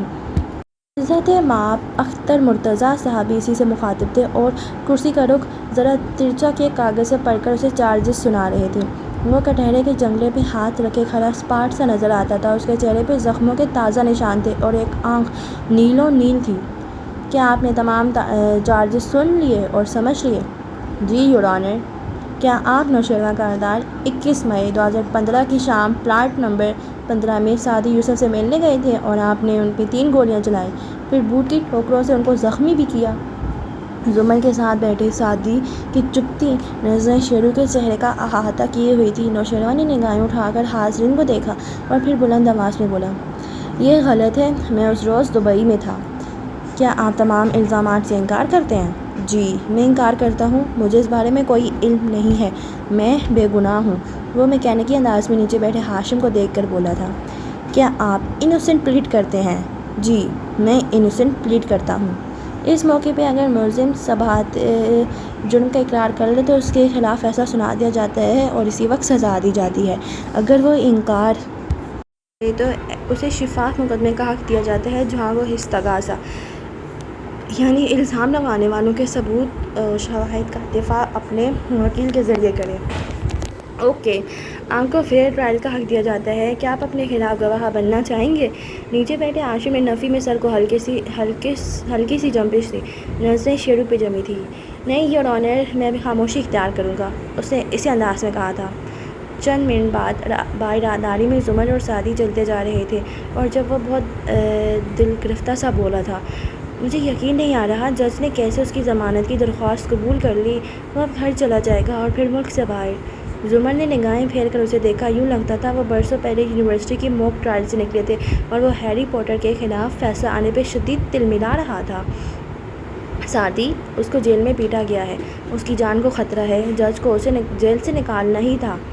ہاشم نے اسے خود پٹوایا ہے، مجھے یقین ہے۔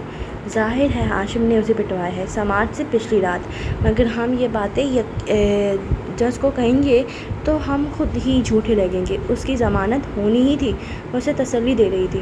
اگلے ماہ کی تاریخ ملی ہے، کیسا نظام ہے، ہم کتنا انتظار کریں، وہ تاریخ پہ تاریخ دیتے جائیں گے۔ زمر، ایسے تو کبھی انصاف نہیں ملے گا۔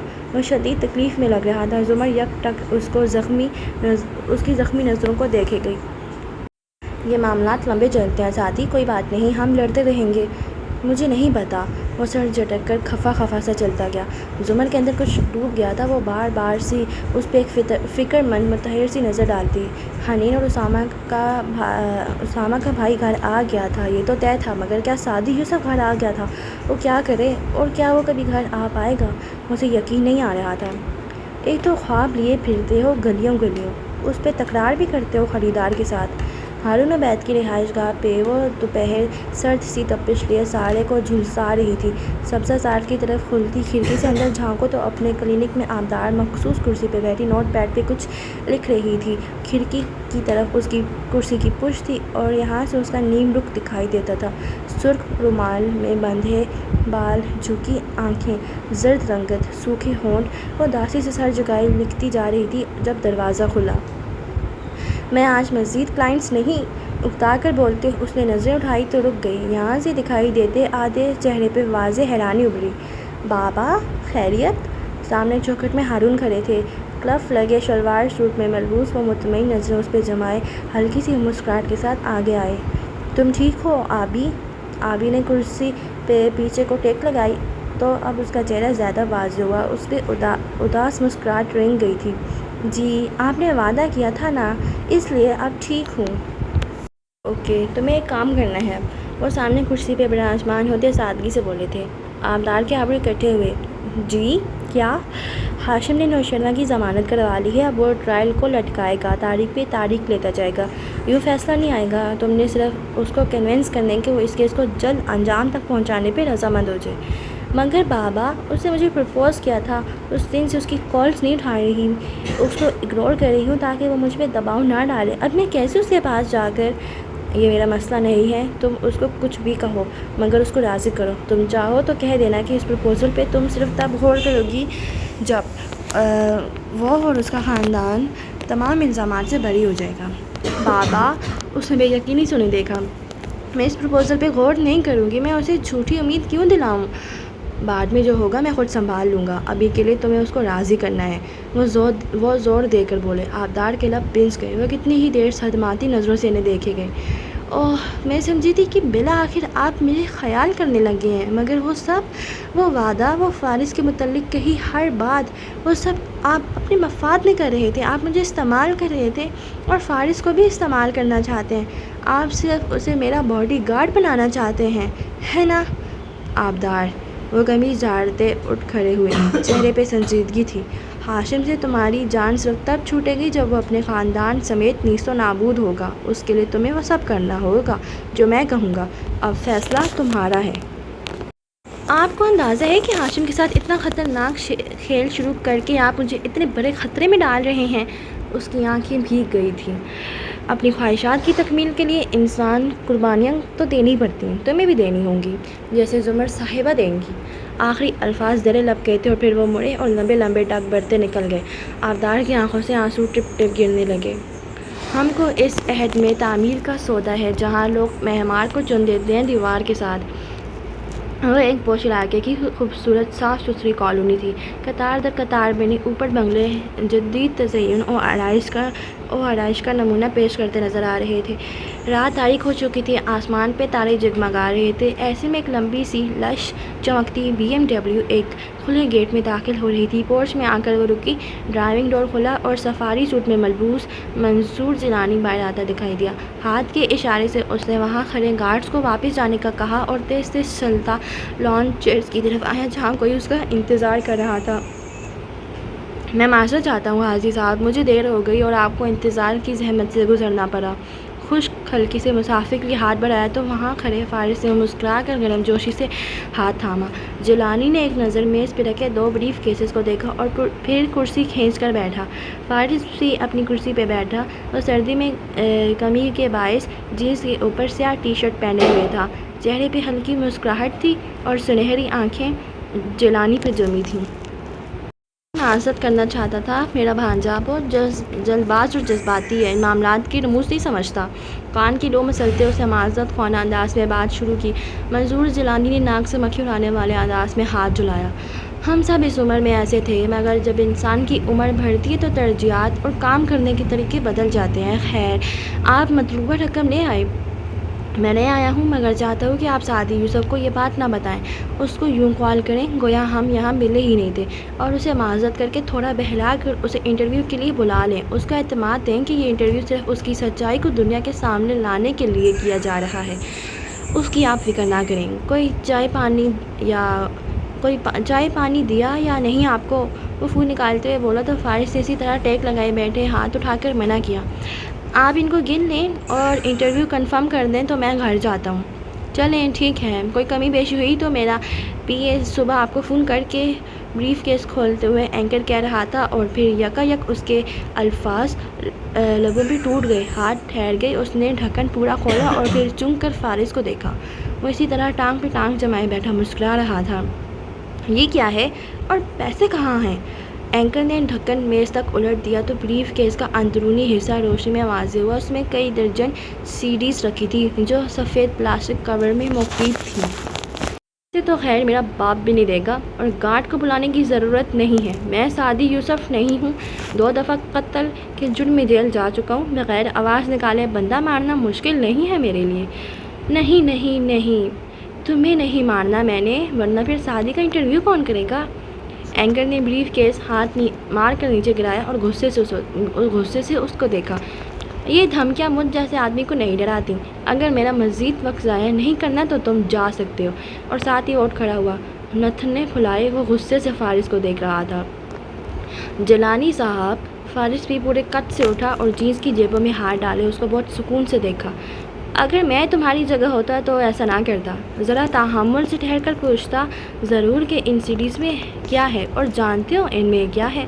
کہنے کے ساتھ اس نے جیب سے ایک پین نکال کر میز پہ رکھا، سعدی کا پین کیمرہ۔ مجھے معلوم تھا تم سعدی کو پیسے مانگنے بلا رہے ہو، تو میں نے سوچا ان لمحات کو ضائع نہیں کرنا چاہیے جو تمہاری اور سعدی کی گفتگو کی ویڈیو HD کوالٹی میں محفوظ کر لی میں نے۔ صرف یہی نہیں، تمہارے آفس میں جو تمہاری وال فوٹو لگی ہے، وہی جس میں امریکہ میں تم کوئی ایوارڈ لیتے دکھائی دے رہے ہو، اس کے اوپر ننا وال سٹیکر چپکا ہے جو تمہارے آفس کی لائیو فیڈ مجھے دیتا ہے۔ اس بریف کیس میں بہت سے لوگوں کے ساتھ تم گفتگو کرتے دکھائی دے رہے ہو، کسی کے ساتھ فون پہ، کسی کے آمنے سامنے۔ تمہاری کلین سویپ ٹیم جو ہر جمعرات کو تمہارا آفس ڈی بگ کرتی ہے، ان کے حالات بہت پرانے ہیں، وہ میرے وال سٹیکرز کو نہیں پکڑ سکتے۔ منصور جیلانی کے چہرے کا سارا غصہ جاگ کی طرح بیٹھ گیا۔ پہلے وہ چونکا تھا، پھر متحیر ہوا، پھر بے یقین، اور آخر میں اس کی رنگت سفید پڑنے لگی تھی۔ یہ مختلف قابل ذکر واقعات کی CDs ہیں جن میں تم صاف دکھائی دیتے ہو۔ اب میرے پاس 2 راستے ہیں، پہلے میں تمہیں یہ سب دے دوں اور تم سعدی یوسف کے اوپر ہفتے کے 5 دن شوز کرو، نتیجہ سعدی کی کہانی پورا ملک سن لے گا۔ وہ جیبوں میں ہاتھ ڈالے کھڑا اس کی آنکھوں میں اپنی آنکھیں جمائی چبا چبا کر کہہ رہا تھا، دوسرا راستہ یہ ہے کہ میں تمہارے خلاف جیل کو یہ ٹیپس دے دوں، سب سے زیادہ تمہارے خلاف چینل کو یہ ٹیپس دے دوں۔ سب سے زیادہ اہم ٹیپ سعدی یوسف کی ہے۔ بس اس ملاقات میں سعدی نے اپنے اوپر ہونے والی زیادتیوں کی مختصر تفصیل بتائی تھی تمہیں۔ دوسری اہم ٹپ امریکہ میں قید پاکستانی نیورو سرجن لڑکی کی بہن کے جسے تم فون پہ 50 لاکھ مانگ رہے ہو، ورنہ اس کی بہن کی رہائی کے لیے شور نہیں کرو گے۔ جب یہ ویڈیوز بار بار میڈیا پہ چلائی جائیں گی تو نتیجہ یہ ہوگا کہ سعدی یوسف کی کہانی پوری دنیا جان لے گی۔ بنا پیسوں کے گھنٹوں کا ایئر ٹائم ملے گا اس کو۔ چاہوں تو میں یہ کر لوں، مگر تمہارے گھر والوں نے چائے پلائی ہے مجھے، اب مجھے اچھا نہیں لگ رہا کہ تمہارا دل توڑوں، اس لیے۔ وہ ایک قدم آگے بڑھا اور جیلانی کو گریبان سے پکڑ کر اپنی طرف کھینچا اور بدلے ہوئے لہجے میں غرایا، تم کل صبح سعدی کو فون کرو گے، اس کو عزت سے بلاؤ گے، اس سے معافی مانگو گے اور اس کا شو اتنا اچھے سے کرو گے کہ تمہارے ٹویٹر کے 30 لاکھ فالوورز کو اس کا نام اور اس کی کہانی اسپر ہو جائے، ورنہ میں تمہاری زندگی برباد کر دوں گا، کیونکہ تم جیسے لوگوں کے لیے جج، جیوری اور جلاد میں ہی ہوں۔ جھٹکے سے اس کا گریبان چھوڑا، وہ بالکل ہکا بکا اور شل تھا۔ فارس نے کیمرہ مین اٹھایا اور جانے کے لیے آگے بڑھ گیا۔ وہ قدم اٹھائے پھر مڑے اور پوری قوت سے اس کے جبڑے پہ مکہ رسید کیا۔ جیلانی لڑکھڑا کر پیچھے کو گرنے لگا مگر کرسی کو تھام لیا۔ اس کا ہاتھ اپنے منہ پہ تھا جس سے خون بل بل بہنے لگا۔ تلملاتا ہوا چہرہ اٹھا کر اس نے دبے دبے غصے سے فارس کو دیکھا مگر بولا کچھ نہیں۔ فارس اپنی مٹھی کو چہرے کے قریب لے کر گیا، اس میں پھونکا اور پھر کالر جھٹکتے ہوئے جانے کے لیے مڑ گیا۔ اینکر اپنا زخمی چہرے لیے دھوڑا ہوئے کھڑا اس کھلی بریف کیس کے ساتھ اکیلا رہ گیا۔ دل کے دریا کو کسی روز اتر جانا ہے، اتنا بے سمت نہ چل، لوٹ کے گھر جانا ہے۔ اس تاریک رات زمر اپنے کمرے میں اکیلی بیٹھی تھی۔ اسٹڈی ٹیبل پہ لیپ ٹاپ کھلا رکھا تھا اور ساتھ میں سیاہ مخملی ڈبی بھی کھلی پڑی تھی۔ وہ گھنگھریالے بال جوڑے میں لپیٹے، کوہنیاں میز پہ رکھے ہتھیلیوں میں چہرہ گرائے یاسین سے ہیرے کی لوم کو دیکھ رہی تھی۔ چناؤ اس کے سامنے تھا مگر فیصلہ نہیں ہو پا رہا تھا۔ اس نے پھر سر جھٹکا اور لیپ ٹاپ اسکرین کی طرف متوجہ ہوئی۔ آن لائن ترجمہ کھلا رکھا تھا۔ آج دل اتنا بکھر بکھر کر بے کیف تھا کہ وہ کچھ لکھ ہی نہیں پا رہی تھی۔ پھر اس نے توجہ اور دھیان کو اسکرین کی جانب مجتمع کرنا چاہا۔ میں اللہ کی پناہ چاہتی ہوں شیطان مردود سے، اللہ کے نام کے ساتھ جو بہت مہربان، بار بار رحم کرنے والا ہے۔ بھلا کون ہے جو تمہیں جنگل اور دریا کے اندھیروں میں راستہ بتاتا ہے، اور اپنی رحمت سے پہلے کون خوشخبری کی ہوائیں چلواتا ہے یا چلاتا ہے؟ کیا اللہ تعالیٰ کے سوا کوئی اور معبود ہے؟ اللہ ان کے شرک کرنے سے بہت بلند ہے۔ بھلا کون ہے جو اثر نو خلقت کو پیدا کرتا ہے پھر اسے دوبارہ بنائے گا، اور کون ہے جو تمہیں آسمان اور زمین سے روزی دیتا ہے؟ کیا اللہ کے ساتھ کوئی اور معبود بھی ہے؟ کہہ دے، اپنی دلیل لاؤ اگر تم سچے ہو۔ کہہ دے اللہ کے سوا آسمانوں اور زمین میں کوئی بھی غیب کی بات نہیں جانتا، اور انہیں اس کی بھی خبر نہیں کہ کب اٹھائے جائیں گے۔ عمر نے کی بورڈ پہ رکھے اپنے زرد بازو دیکھے پھر جھکے ہوئے چہرے کے ساتھ ٹائپ کرنے لگی۔ اس دنیا میں ہم انسان بہت سے کاموں کے لیے بہت سے لوگوں کے محتاج ہیں، نوکری کے لیے، پڑھائی کے لیے، کورٹ میں کیس چلانے اور انصاف لینے کے لیے۔ تلخی سے سر جھٹکا۔ ہم انسان آزاد نہیں ہیں۔ آزادی صرف ایک مت ہے۔ نہ مرد آزاد ہیں نہ عورتیں، سب مجبوریوں سے بندھے دوسروں پہ انحصار کرتے ہیں۔ مگر اللہ تعالیٰ فرماتے ہیں کہ ہمیں اندھیروں میں جب سمجھ نہیں آ رہا ہوتا کیا کریں، کیا فیصلہ لیں، کون سا راستہ اپنا لیں، تب ہمیں راستہ دکھانے والا صرف اللہ ہوتا ہے۔ اور کون ہوتا ہے؟ کوئی بھی نہیں۔ یہ جو لوگوں کی خوفناک آوازیں اور باتیں ہمیں ڈراتی ہیں نا، ہمیں مستقبل کا خوف دلاتی ہیں، آندھی طوفان جیسی آوازیں، اور ہم کان لپیٹ لیتے ہیں۔ یہ رحمت کی بارش سے پہلے کی ہوائیں ہوتی ہیں، یہ بھی اللہ بھیجتا ہے۔ اچھے دنوں کے آغاز سے پہلے شدید بری باتیں سننی پڑتی ہیں، بس ہمارے ضبط کا امتحان ہوتا ہے۔ لوگ نہیں لے رہے، یہ امتحان بھی اللہ لے رہا ہے۔ مگر کیا ہمیں اس پہ اتنا بھروسہ ہے کہ صرف اسی پہ انحصار کر سکیں؟ اور اگر ہم نہیں کرتے صرف اسی پہ توکل، تو اس کو کوئی فرق نہیں پڑتا۔ اللہ تعالیٰ لوگوں کے موازنوں اور مقابلوں سے بہت اوپر، بہت بلند ہے۔ وہ پھر بھی انسانوں کو پیدا کرتا رہے گا، ان کو مارنے کے بعد دوبارہ بھی اٹھائے گا، ان کو روزی بھی دے گا۔ ہماری قسمتوں میں کیا لکھا ہے؟ ہماری شادیاں کب تک چلیں گی؟ بچے کیسے ہوں گے؟ بڑے ہو کر کیا ہوگا ان کا؟ ہمیں موت کس زمین پہ آئے گی؟ یہ سب ہمیں نہیں پتہ، اسے پتہ ہے۔ پھر بھی ہم لوگ اتنے کمزور ہیں کہ صرف اس پہ بھروسہ نہیں کرتے، انسانوں کو سہارا بناتے ہیں۔ انسانوں کو سبب بنانا چاہیے، مدد لینی چاہیے، مگر سہارا نہیں بنانا چاہیے۔ ان کے دیے گئے چناؤ کے آپشنز کے آگے ہاتھ باندھ کر مجبور نہیں ہو جانا چاہیے۔ ایک آنسو آنکھ سے ٹوٹا اور گال پہ لڑکتا چلا گیا۔ وہ جھکے چہرے کے ساتھ ٹائپ کرتی جا رہی تھی۔ مگر ہم یہ کرتے ہیں۔ اللہ تعالیٰ، ابھی ایمان اتنا مضبوط نہیں ہوا ہمارا کہ سر پہ کفن باندھ کر نکلیں اور صرف آپ کی مدد کا یقین رکھیں۔ کچھ غلط قدم اٹھانے پڑتے ہیں، ہم بہت کمزور ہیں۔ کہ آخرت کے معاملے میں تو ان کی سمجھ گئی گزری ہے، بلکہ وہ اس سے شک میں ہے، بلکہ وہ اس سے اندھے ہی ہیں۔ ہم کیوں خود کو ان لوگوں کا محتاج کر لیتے ہیں جن کو آخرت کا کوئی خوف نہیں ہے؟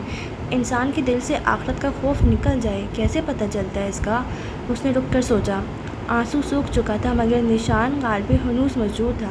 پہلے انسان کی سمجھ بوجھ ختم ہوتی ہے، پھر وہ اللہ کی باتیں سمجھنے سے قاصر ہو جاتا ہے۔ وہ دل پہ بوجھ اور دماغ کے لیے خفت بننے لگتی ہیں، پھر شک پیدا ہوتا ہے، دل کا آئینہ آلود ہو جاتا ہے۔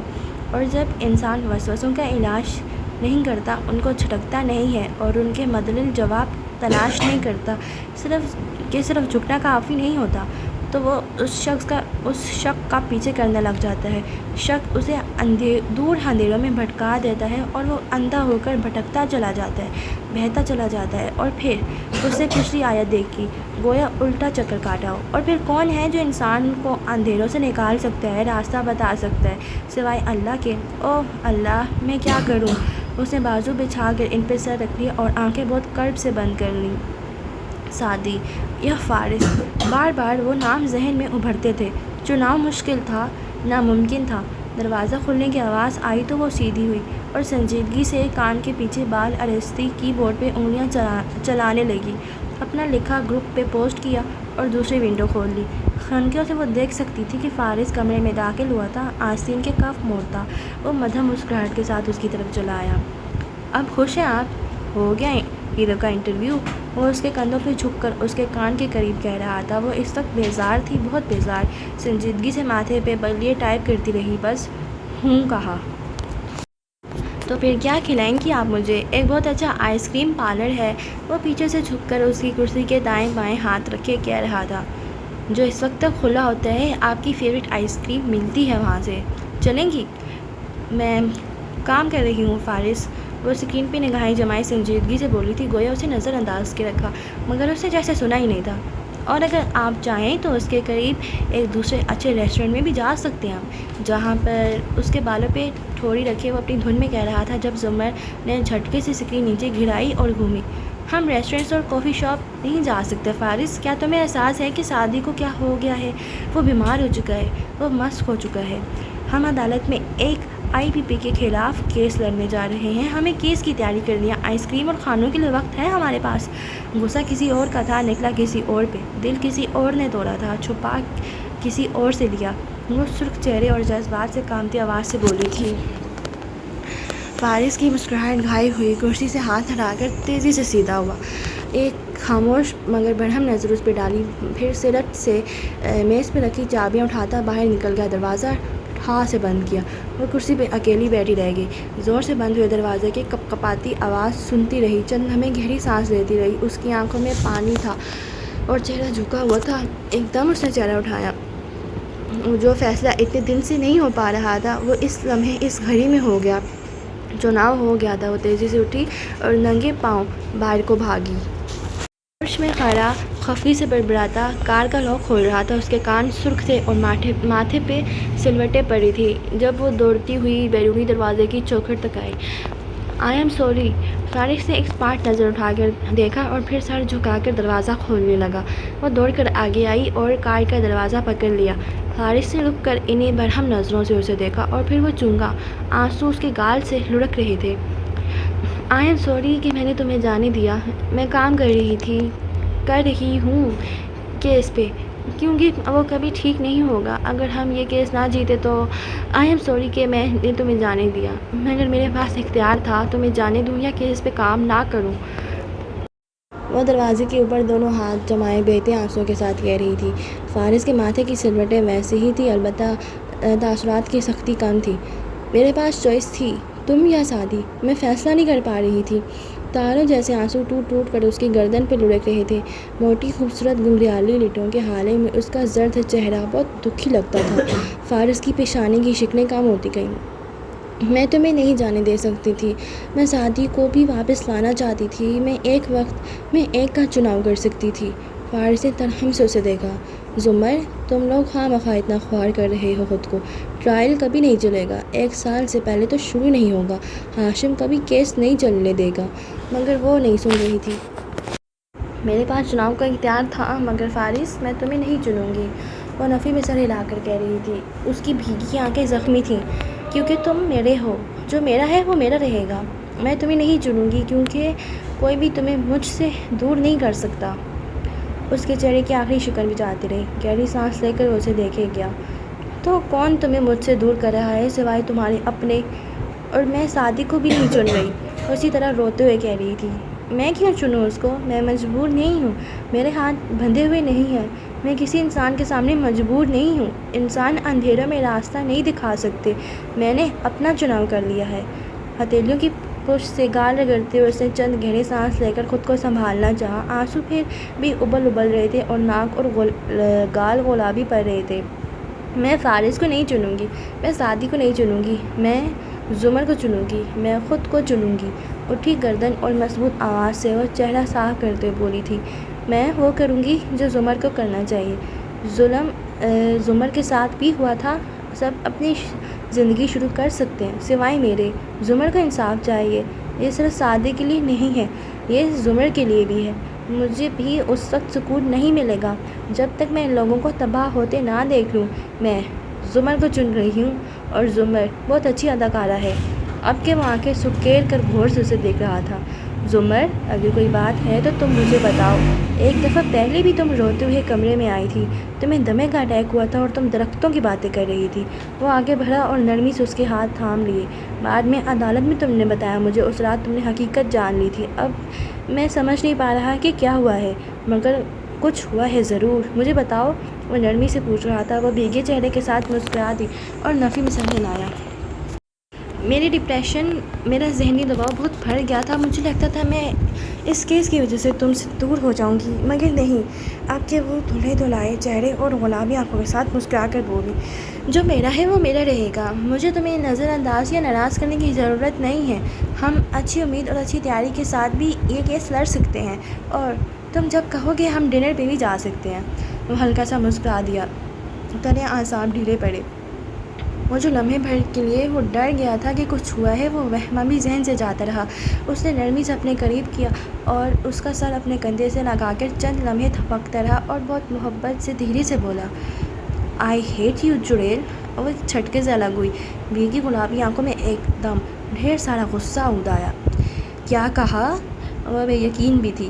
احمد شفیع نے تمہارا نام چڑیل رکھا تھا. کبھی اطلاع ہے کہ کچہری میں بہت سے لوگ تمہیں اسی نام سے پکارتے ہیں، اور میں ہر نماز میں دعا کرتا ہوں کہ اللہ ان لوگوں کو نیک اجر عطا کرے.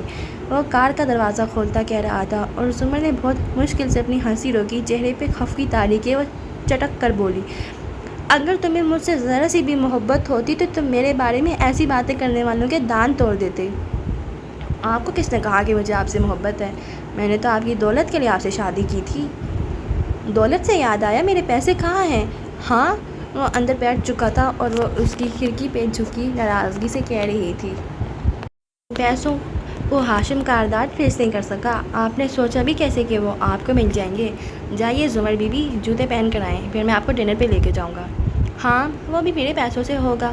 وہ سیدھی ہوتے ہوئے خفا سی بولی اور مڑ گئی. پیچھے سے اس نے اس کی بڑبڑاہٹ سنی تھی. لالچی وکیل نہ ہو تو. اس دفعہ اصلی والا غصہ چڑھا، مگر سر چھٹکتی اندر چلی گئی. اس کا دل ٹوٹا دل بالآخر جڑنے لگا تھا. خوابوں کے چاند ڈھل گئے. ہائے ہائے. کیا میں بولتی رہتی ہوں؟ مجھ سے غلط پروناؤنسیشن ہو جاتی ہے، اس کے لیے میں آپ سے شمع چاہتی ہوں۔ شمع مینس معذرت۔ میں معذرت خواہ ہوں آپ لوگوں سے غلط پروناؤنسیشن کرنے کے لیے، ٹھیک ہے؟ ویسے میں کوشش کرتی ہوں کہ میں غلط پروناؤنس نہ کروں، لیکن مشکل اردو لکھی ہوئی ہوتی ہے اور ایک میں سیکوینس سے چل رہی ہوتی ہوں، تو ایک دم کچھ نیا لفظ آ جاتا ہے تو میرے لیے ذرا بولنے میں مشکل ہوتی ہے، اس لیے مجھے معاف کر دیجیے گا اگر میں نے کبھی غلط پروناؤنس کیا ہو۔ میں اپنی طرف سے پوری 100% کوشش کر رہی ہوتی ہوں کہ میں غلط نہ بولوں تاکہ آپ لوگوں کو کچھ غلط مطلب نہ سمجھ آ جائے۔ خوابوں کے چاند ڈھل گئے، تاروں کے دم نکل گئے، پھولوں کے ہاتھ جل گئے، کیسے یہ آفتاب تھے۔ وہ صبح پگھلے سونے کی سی حدت لیے طلوع ہوئی تھی، سورج کی ترچھی کرنیں کثر کاردار کے ستونوں سے ٹکرا کر پلٹ رہی تھی۔ اندر اونچی کھڑکیوں سے چھن کر آتی روشنی نے ڈائننگ ہال کو منور کر رکھا تھا۔ سربراہی کرسی پہ ہاشم بیٹھا ناشتہ کر رہا تھا، نوشیروان ہنوز کمرے میں بند تھا، اس کا ساتھ دینے کو دائیں ہاتھ جواہرات بیٹھی تھی۔ جانے دونوں کی کرسیوں کی جگہ کب بدلی، مگر جواہرات نے اعتراض نہیں کیا تھا، جانتی تھی کہ اب خاندان کی ڈرائیونگ سیٹ پہ وہ نہیں تھی، مگر وہ مطمئن تھی۔ کانٹے میں پھسل کر ٹکڑا پھنساتے وہ ہمدردانہ لہجے میں بولی، تم نے خاور کے متعلق سنا؟ اس نے سر ہلایا۔ اس کے بیٹے کا فون آیا تھا، میں مالی طور پہ مدد کرتا رہوں گا اس کی فیملی کی کچھ عرصے تک۔ تمہارا برس ظرف ہے ہاشم، اسے جھنجھڑی لی۔ وہ خاموشی سے کھاتا رہا تو وہ ذرا پینترا بدل کر بولی، مگر جو بھی ہے مجھے بہت افسوس ہوا اس کو سن کر۔ اپنے کیے کا پھل ملا ہے۔ اس نے سر جھٹکا تھا، پھر نیپکن رکھتا اٹھ کھڑا ہوا۔ جواہرات نے گردن اٹھا کر اسے دیکھا، وہ آفس کے لیے تیار لگ رہا تھا، ٹائی کف لنک سب اپنی جگہ پہ تھے۔ ٹرائل کا کیا بنے گا؟ کوئی ٹرائل نہیں چلے گا ممی، ایک ایک پیشی کے لیے ترساؤں گا انہیں۔ موبائل اسکرین پہ انگلی پھیرتے وہ ساتھ سے نکل کر چلا گیا۔ جواہرات نے طمانینت کا گہرا سانس لیا اور مسکرا کر جوس لبوں سے لگا لیا۔ خاور کا باب تو ختم ہوا۔ چند میل دور اس پرشکوہ عمارت کے ایک وسیع آفس میں ہارون عبید اپنی مخصوص کرسی پہ براجمان تھے، ٹیک لگا کر بیٹھے، گال تلے انگلی رکھے وہ محظوظ نظر سے سامنے بیٹھی زمر کو دیکھ رہے تھے، جس کی گردن اٹھی ہوئی تھی اور چپتی ہوئی نظریں ان پہ جمی تھیں۔ وہ درمیان میں ہائی میز کے باعث یہ نہیں دیکھ سکتے تھے کہ زمر نے کرسی کی نشست ایک ہاتھ سے مضبوطی سے تھام رکھی ہے اور بار بار وہ تھوک نگل کر خود کو پرسکون ظاہر کرنے کی کوشش کر رہی تھی۔ تو آپ نے کیا فیصلہ کیا؟ اگر آپ واقعی ہاشم کاردار کو ہمارے ساتھ ٹرائل لڑنے پہ آمادہ کر لیتے ہیں تو ٹھیک ہے۔ ہلکے سے کندھے اچکا کر خود کو بے نیاز ظاہر کرنا چاہا۔ میں فارس کو چھوڑ سکتی ہوں۔ اچھا، وہ ذرا سا مسکرائی، اور میں جانتی ہوں کہ آپ یہ اپنی بیٹی کے لیے نہیں کر رہے۔ آپ کی وہ بھی ذرا سا مسکرائی تھی۔ آپ فارس کو استعمال کرنا چاہتے ہیں، اسے اپنی بیٹی کا باڈی گارڈ بنانا چاہتے ہیں، مگر ایسا نہیں ہو پائے گا۔ وہ کبھی بھی ایسے کسی دام میں نہیں آئے گا۔ میں وارن کروں گی اسے، مگر وہ خود اتنا سمجھدار ہے کہ آپ کا ہر وار کھٹا جائے گا۔ یہ میرا مسئلہ ہے، اس لیے کیوں نہ ہم وہ بات کریں جو آپ کا مسئلہ ہے۔ آگے ہوتے ہتھیلیاں باہم پھنساتے ہوئے انہوں نے مسکرا کر کہا، آپ نے اچھا فیصلہ کیا۔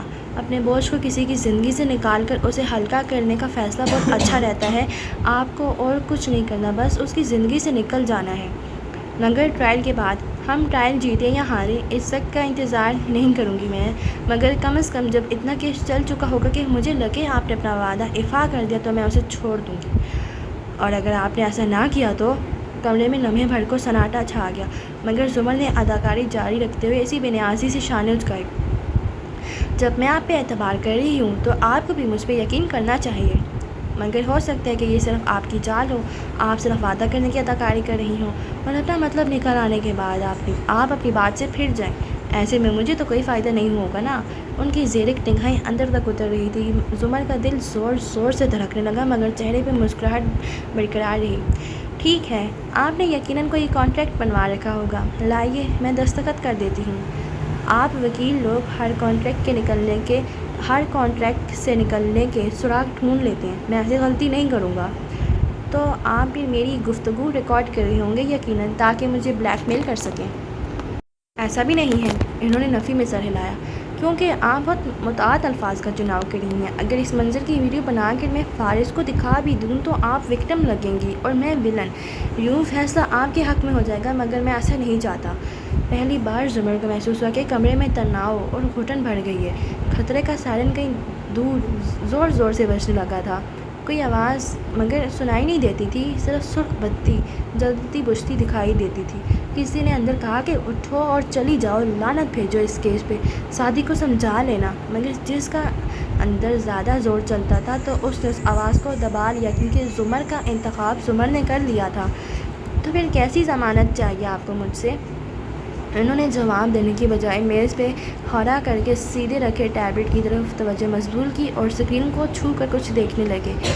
جب آپ اس عمارت میں داخل ہوئی تھی تو آپ نے اپنا پرس ایکس رے سے گزارا تھا۔ آپ کے پرس کے اندر کی تصویر اندر تک کا خاکہ میرے پاس کھلا رکھا ہے۔ اس میں ایک چھوٹی چوکور شے نظر آ رہی ہے جس کے اندر ایک ننھا سا ہیرا موجود ہے۔ یہ تصویر جو کہ پرس کا ایک رے امیج ہے، یہ صرف ایک خاکہ دے سکتا ہے، مگر میں جانتا ہوں کہ وہ ہیرا اس نوز پن کا ہے جو کسی زمانے میں فارس غازی نے آپ کو دی تھی۔ کرسی کی نشست پہ جمے اس کے ہاتھ نے زور سے لیدر کو کھینچا، اس کے کندھے قدرے سیدھے ہوئے، لب پھڑ پڑائے، آنکھوں میں استعجاب ابھرا۔ اور جب آپ کو یہ معلوم ہوا کہ گفٹ دینے والا فارس ہے تو آپ غصے سے گھر چھوڑ کر جنگل کی طرف نکل گئی تھیں۔ اس دن کے بعد سے آپ نے اس کو نہیں پہنا۔ حیران مت ہو، کچھ معلومات ہیں نا میرے پاس بھی۔ یقیناً یہ میرے ملازم نے کارداز کے گارڈ کو بتایا ہوگا۔ سب نوکروں کو خبر ہو گئی تھی اس رات، اور ملازم کانوں کے جتنے پکے ہوتے ہیں زبانوں کے اتنے ہی کچے ہوتے ہیں۔ خیر، آپ اس نوز پن کا ذکر کیوں کر رہے ہیں؟ وہ بولی تو آواز میں دبا دبا سا غصہ لگتا تھا۔ اگر یہ آپ کے پرس میں نہ ہوتی تو مجھے خیال بھی نہ آتا، مگر میری قسمت اچھی تھی۔ وہ ٹیبلٹ نیچے رکھتے ہوئے مسکرا کر بولے، آپ اسے خود ہی میرے پاس لے آئیں۔ پھر باہم مٹھیاں پھنسائے مزید آگے کو ہوئے، اس کی آنکھوں میں جھانکا۔ مسز زمر، اپنی بات پہ اعتبار دلانے کے لیے آپ مجھے اس سے اچھی ضمانت نہیں دے سکتی۔ اس ڈبی کو میرے پاس چھوڑ جائیے۔ آسمان کے سارے تارے ایک دم سمندر میں جا گرے، اس کا سانس تک رک گیا۔ یہ ڈبی؟ جی، جب آپ یہ وعدہ پورا کریں گی تو میں اسے واپس کر دوں گا، نہیں کریں گی تو بلکہ میں کیا کروں گا، میری ملکیت میں یہ ڈبی دیکھ کر وہ خود ہی آپ کو چھوڑ دے گا۔ اسی کو ضمانت کہتے ہیں نا، اسی کو کانٹریکٹ اور ایگریمنٹ کہتے ہیں نا۔ اور جب آپ نے اسے چھوڑ ہی دینا ہے تو پھر یہ ڈبی کوئی حیثیت تو نہیں رکھتی ہوگی آپ کے لیے، سو اسے مجھے دے دیں۔ تارے سمندر کی سطح پہ چند لمحے تیرتے رہے، مگر تنکے جیسا سہارا بھی نہ ملا تو اندر گرتے چلے گئے، ڈوبتے چلے گئے۔ اس کی بھوری آنکھوں کی جوت بجھ گئی، وہ اپنی جگہ سے اٹھ کھڑی ہوئی۔ ہارون منتظر سے اسے دیکھے گئے، وہ کچھ نہ بولی، چپ چاپ ان کو بجھی بجھی نظروں سے دیکھتی رہی۔ اس کے ذہن میں پکڑ دھکڑ ہو رہی تھی اور دل بند ہونے کو تھا۔ میں آپ کے ساتھ کسی قسم کی اداکاری نہیں کر رہی، لیکن اگر آپ کو صرف اس طرح یقین آئے تو اس طرح سے ہی۔ پرس سے وہ ڈبی نکال کر اس نے میز کھول کر میز پہ پٹکی۔ اندر جگمگاتا ننھا سا ہیرا ڈھیر ساری روشنی میں نقش کرنے لگا۔ یہ لیجیے، اگر آپ نے اپنا وعدہ پورا نہ کیا تو میں ہاشم کو بتا دوں گی کہ آپ کی بیٹی میرے شوہر کے لیے کیا جذبات رکھتی ہے، اور جب اسے پتہ چلے گا تو وہ اس کا کیا حشر کرے گا، آپ کو معلوم ہے۔ سو اب آپ بھی پیچھے نہیں ہٹیں گے، وہ اسپاٹ لہجے میں کہہ رہی تھی۔ ہارون واقعی چونکے اس کے الفاظ پہ نہیں، اس ڈبی کو دیکھ کر پھر انہوں نے ایک صراحتی نظر زمر پہ ڈالی، گویا وہ امتحان میں پاس ہو گئی تھی۔ وہ بہت جلد خود آپ سے کہے گا کہ اسے یہ کیس لڑنا ہے، یہ میرا وعدہ ہے، اسی میں ہم سب کا فائدہ ہے۔ زمر نے پرس اٹھایا اور ایک کیٹیلی نظر ان پہ ڈال کر باہر نکل گئی۔ دروازہ زوردار آواز سے بند کیا تھا۔ باہر راہداری میں چلتے اس نے بدقت ابلتے آنسو روکنے چاہے، مگر وہ نہیں رکے۔ قطرے ٹپ ٹپ چہرے پہ لڑکنے لگے۔ اس نے رک کر دیوار کا سہارا لیا، گویا خود کو ڈھہ جانے سے روکا ہو، بچایا ہو۔ کچھ کھو دیا تھا اور اب دل ڈوب ڈوب کر ابھرتا تھا۔ چند گہری سانس لیے، چند آنسو پیے اور پھر دوبارہ سے چلنے لگی۔ اب کی دفعہ آنکھوں کی جوت بجھ چکی تھی، مگر چال ویسی ہی تھی، محتاط سی۔ ذرا سی پھسلن گرا سکتی تھی اور اسے اب کوئی غلطی نہیں کرنی تھی۔ چند میل دور ہاشم کے آفس کے باہر کھڑی آبدار نے موبائل پہ آیا پیغام دیکھ کر واپس پرس میں ڈالا، پھر جی کرا کر چلتی ہوئی دروازے کے قریب آئی۔ اس کا دل زور زور سے تھک کر رہا تھا، مگر وہ خود کو سنبھالے ہوئی تھی، پرسکون رکھنے کی کوشش کیے ہوئے تھی۔ دروازے کا ہینڈل پکڑتے ہوئے وہ زیر لب بڑبڑائی، اتنا بڑا خطرہ مول لے لوں کیا؟ پھر سر جھٹکا اور اداسی سے مسکرائی۔ وہ تمہارے لیے کبھی ایسا نہیں کرے گی فارس، اور پھر اندر داخل ہو گئی۔ آفس ابھی خالی تھا اور حلیمہ کی بقول ہاشم کے آنے میں آدھا گھنٹہ تھا۔ آبدار کو اب آدھا گھنٹہ ادھر بیٹھ کر اس کا انتظار کرنا تھا۔ مجھے آپ کو کچھ بتانا ہے، حنین یوسف نے اس صبح اس سے یہ کہا تو جواب میں فارس نے سر ہلا کر کہا تھا، مجھے بھی تمہیں کچھ بتانا ہے۔ وہ دونوں موڑ 4 کے پورچ میں کھڑے تھے، وہ باہر جانے کی تیاری میں تھے۔ میں جانتی ہوں آپ کو خاور کے بارے میں بتانا ہے، میں بھی وہی بتانا چاہ رہی ہوں، وہ چمکتی آنکھوں اور مقبول مسکراہٹ کے ساتھ بولی تھی۔ اس کا ایک بیٹا ہے جو اب واپس اپنی ماں اور دادی سمیت خاور کے گھر آ کے رہنے لگ گیا ہے۔ میں نے اس کو سب کچھ بتا دیا، اس کے باپ نے کیا کیا اور کن کے لیے یہ سب کیا۔ اس کا دل بدل گیا ہے اپنے باپ کے لیے، اور کسی شخص کے لیے اس سے بڑی سزا کیا ہوگی کہ اس کی اولاد کا دل بدل جائے اس کے لیے۔ میرا خیال ہے آپ کو، وہ جوش سے تیز تیز بول رہی تھی۔ تقریباً گھنٹے بھر وہ اس بنگلے کے ڈرائنگ روم میں بیٹھا تھا، جینس اور شرٹ میں ملبوس، اور ٹانگ پہ ٹانگ جمائے سنجیدگی سے ادھر ادھر دیکھ رہا تھا۔ عجیب خاموشی کمرے میں حائل تھی۔ سامنے بیٹھا نوعمر لڑکا خاموش تھا، وہ الجھا ہوا بھی تھا، مگر مقدس خاموشی کو توڑ نہیں پا رہا تھا۔ دفتر چوکھٹ پہ آہٹ سی ہوئی، وہ دونوں اس طرف دیکھنے لگے۔ ایک عورت پہلے نمودار ہوئی، اس کے دونوں ہاتھ ایک وہیل چیئر کی پشت کو تھامے ہوئے تھے جس کو دھکیلتی ہوئی وہ اندر لا رہی تھی۔ فارس کی نظریں وہیں جم گئیں، وہ بس اسے دیکھتا رہا۔ خاور تھا، اس کا اکڑا ہوا فالج زدہ جسم وہیل چیئر پہ رکھا تھا، گویا اس میں روح نہ ہو۔ گردن ترچھی منجمد سے تھی اور چہرے پہ آکسیجن ماسک چڑھا تھا، ساتھ چند نالیاں بھی جڑی تھیں۔ اس کے ہونٹ ٹیڑھے میڑھے سے ہو کر ایک زاویے پہ جم گئے تھے اور آنکھیں صرف وہی حرکت کرتی تھیں۔ ان کی سیاہ گیندیں گھوم گھوم کر فارس کے چہرے سے آ ٹکراتی تھیں۔ ان میں بے بسی تھی، خوف تھا، دکھ تھا۔ کیا ان کی بہتری کی کوئی امید ہے؟ اس نے سادگی سے لڑکے کو مخاطب کیا۔ لڑکے نے افسوس سے نفی میں سر ہلایا۔ ان کا جسم مستقل طور پہ مفلوج ہو چکا ہے، ہاتھ کی صرف ایک انگلی ہلا سکتے ہیں۔ ایک دفعہ ہلائیں تو مطلب ہے ہاں، 2 دفعہ تو نہ۔ بول بھی نہیں سکتے، بس دیکھ سکتے ہیں۔ روتے بہت ہیں آوازوں سے، مگر الفاظ نہیں نکلتے۔ ڈاکٹرز کہتے ہیں کہ قدرتی فالج اٹیک ہے اور ایسی صورتحال میں ہمیں سمجھوتہ کرنا پڑے گا، وہ دبی آواز میں بتا رہا تھا۔ فارس بس گردن موڑے اسے دیکھتا رہا، جو سمٹا سمٹا سا وہیل چیئر پہ پڑا تھا۔ زرد بے جان چہرہ، بے حد گرا ہوا وزن، ہڈیوں کا ڈھانچہ سا انسان۔ اس کی بھیگی نظریں فارس پہ جمی تھیں، بہت سے ماہ و سال دونوں کے درمیان فلم کی طرح چلنے لگے تھے۔ بول نہیں سکتے تو کیا ہوا، سن تو سکتے ہیں نا؟ وہ بہت دیر بعد بولا تھا اور آواز ٹھنڈی تھی، ٹھنڈی اور سپاٹ۔ جی سن سکتے ہیں، لڑکے نے سر ہلا دیا۔ تو پھر آج کرنل خاور تمہارے ساتھ کچھ سنیں گے، ایک کہانی جو میں سنانے جا رہا ہوں۔ فارس نے نگاہوں کا رخ اس لڑکے کی پھیرا، اور میں چاہتا ہوں کہ تم اس کہانی کو ساری زندگی یاد رکھو، جب تک یہ زندہ ہیں تم روز ان کو وہ کہانی سنایا کرو۔ خاور کی آنکھوں سے آنسو گرنے لگے۔ میں سمجھا نہیں، لڑکا اب کی الجھا تھا۔ جب میں شروع کروں گا تو سمجھ جاؤ گے، پھر بتاؤ شروع کروں؟ اس نے اسے سکون اور اطمینان سے پوچھا تھا۔ لڑکے نے آسمان میں سر ہلایا۔ خاور نے بہت کوشش کی کہ وہ چیخے، چلائے، گردن ادھر ادھر مارے، اس کی منت کرے، اسے روکے، روئے پیٹے، اس کے قدموں میں گر جائے اور اسے منع کرے، میرے بیٹے کو مت بتاؤ، خدا را مت بتاؤ، مگر اب اختیار اس کے ہاتھوں سے نکل چکا تھا۔ اور اگر تمہیں کبھی کوئی کہے کہ انسان کے کیے گئے ظلم گھوم پھر کر اس کے پاس ایک دن ضرور لوٹتے ہیں تو یقین کر لینا، کیونکہ ایسا ضرور ہوتا ہے۔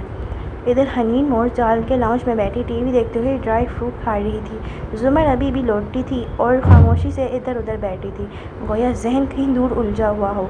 سعدی لیپ ٹاپ کے لیے بیٹھا کچھ پوائنٹس کاغذ پہ لکھ رہا تھا، وہ انٹرویو کی تیاری کر رہا تھا۔ دفتر حنین اٹھی اور سیڑھیوں کی طرف بڑھ گئی، مٹھی میں خشک میوے بھرے، وہ ان کو وقفے وقفے سے کھاتی، زینے چڑھتی اوپر آئی، اپنے کمرے کا دروازہ کھولا، اور پھر اس کی دل خراش چیخ سب نے سنی تھی۔ زمر اور سعدی کے خیالات ٹوٹے، جیسے ان کو ہوش آیا، وہ دونوں اوپر کی طرف بھاگے۔ حنین کیا؟ چوکھٹ تک آتے ہوئے سعدی کے الفاظ ٹوٹ گئے۔ کمرے کی حالت بتا رہی تھی کہ کیا ہوا تھا۔ ہر شے بکھری ہوئی تھی، الماریاں دراز کھلے پڑے تھے، جوتوں والے خانے سے سارے ڈبے نکلے ہوئے تھے، لاک والی دراز میں چابی لگی تھی اور وہ کھلا تھا۔ حنین حواس بھاگتا سی کھڑکی میں کھڑی تھی، شل ہکا پکا، کھڑکی بھی پوری کھلی تھی۔ حنا تم ٹھیک ہو؟ کیا ہوا؟ زمر نے بہتار اسے کندھوں سے تھاما اور اس کا چہرہ اپنی طرف گھمایا۔ وہ میرے سامنے کھڑکی سے کودا اور وہ شل سی ابھی تک موڑے موڑے دیکھ رہی تھی اور اس نے دیوار پھاڑ لی۔ کون تھا؟ سعدی تیزی سے بیلکنی میں بھاگا تھا۔ وہ ایک آدمی تھا، اس نے سرخ مفلر لپیٹ رکھا تھا اور اس کے لمبے بال تھے اور چھوٹا سا قد تھا۔ وہ سفید چہرے کے ساتھ ٹوٹے پھوٹے الفاظ میں بتلانے لگی۔ سعدی واپس اندر آیا اور سیڑھیوں کی طرف لپکا، اسے نیچے جا کر اس آدمی کو پکڑنا تھا۔ کیا کر رہا تھا وہ یہاں؟ بتاؤ حنین۔ اس کے ہاتھ میں میرا میموری کارڈ تھا، وہ علیشہ والا میموری کارڈ لے کر چلا گیا۔ اللہ میرے! حنین نے سر دونوں ہاتھوں میں تھام لیا۔ زمر نے ایک ساختہ دراز کھولی، اسے زور کا چکر آیا۔ میرے پاس تو اس کی کاپی بھی نہیں ہے زمر، اب کیا ہوگا؟ زمر نے ڈھال سے کاؤچ پہ گر سی گئی۔ اب کیا ہوگا؟ غسل کاردان کے برآمدے کے اونچے ستونوں پہ دھوپ کی پہلی کرنیں گرتی نظر آ رہی تھی۔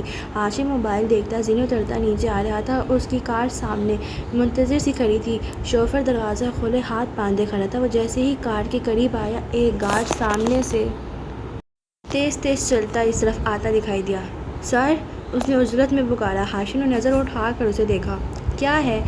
ایک ملاقاتی ہے آپ کے لیے، ان کا کہنا ہے کہ آپ ان سے واقف ہیں، تو ان سے مل لیں۔ اس وقت اس نے قوت سے آبرو اٹھائی، مگر پھر وہ ٹھہر گیا۔ گارڈ کے پیچھے آتی ذی نفس کو وہ پہچان گیا تھا۔ پاسپورٹ، انجان کالز، بہت سی کڑیاں ایک ساتھ ذہن میں ملی تھیں۔ Hello mister Kardar!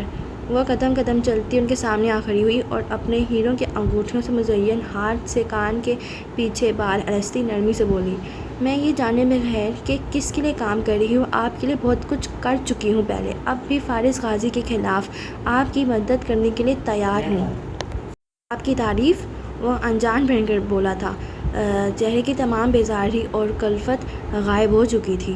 مسکرا کر دلچسپی سے وہ اس نوآورد کو دیکھ رہا تھا۔ مجھے ڈاکٹر ایمن کہتے ہیں۔ فارس غازی نے میرا ہسپتال جلایا تھا، اس نے مجھے تباہ کر دیا، تو کیوں نہ ہم مل کر اسے بدلہ لیں؟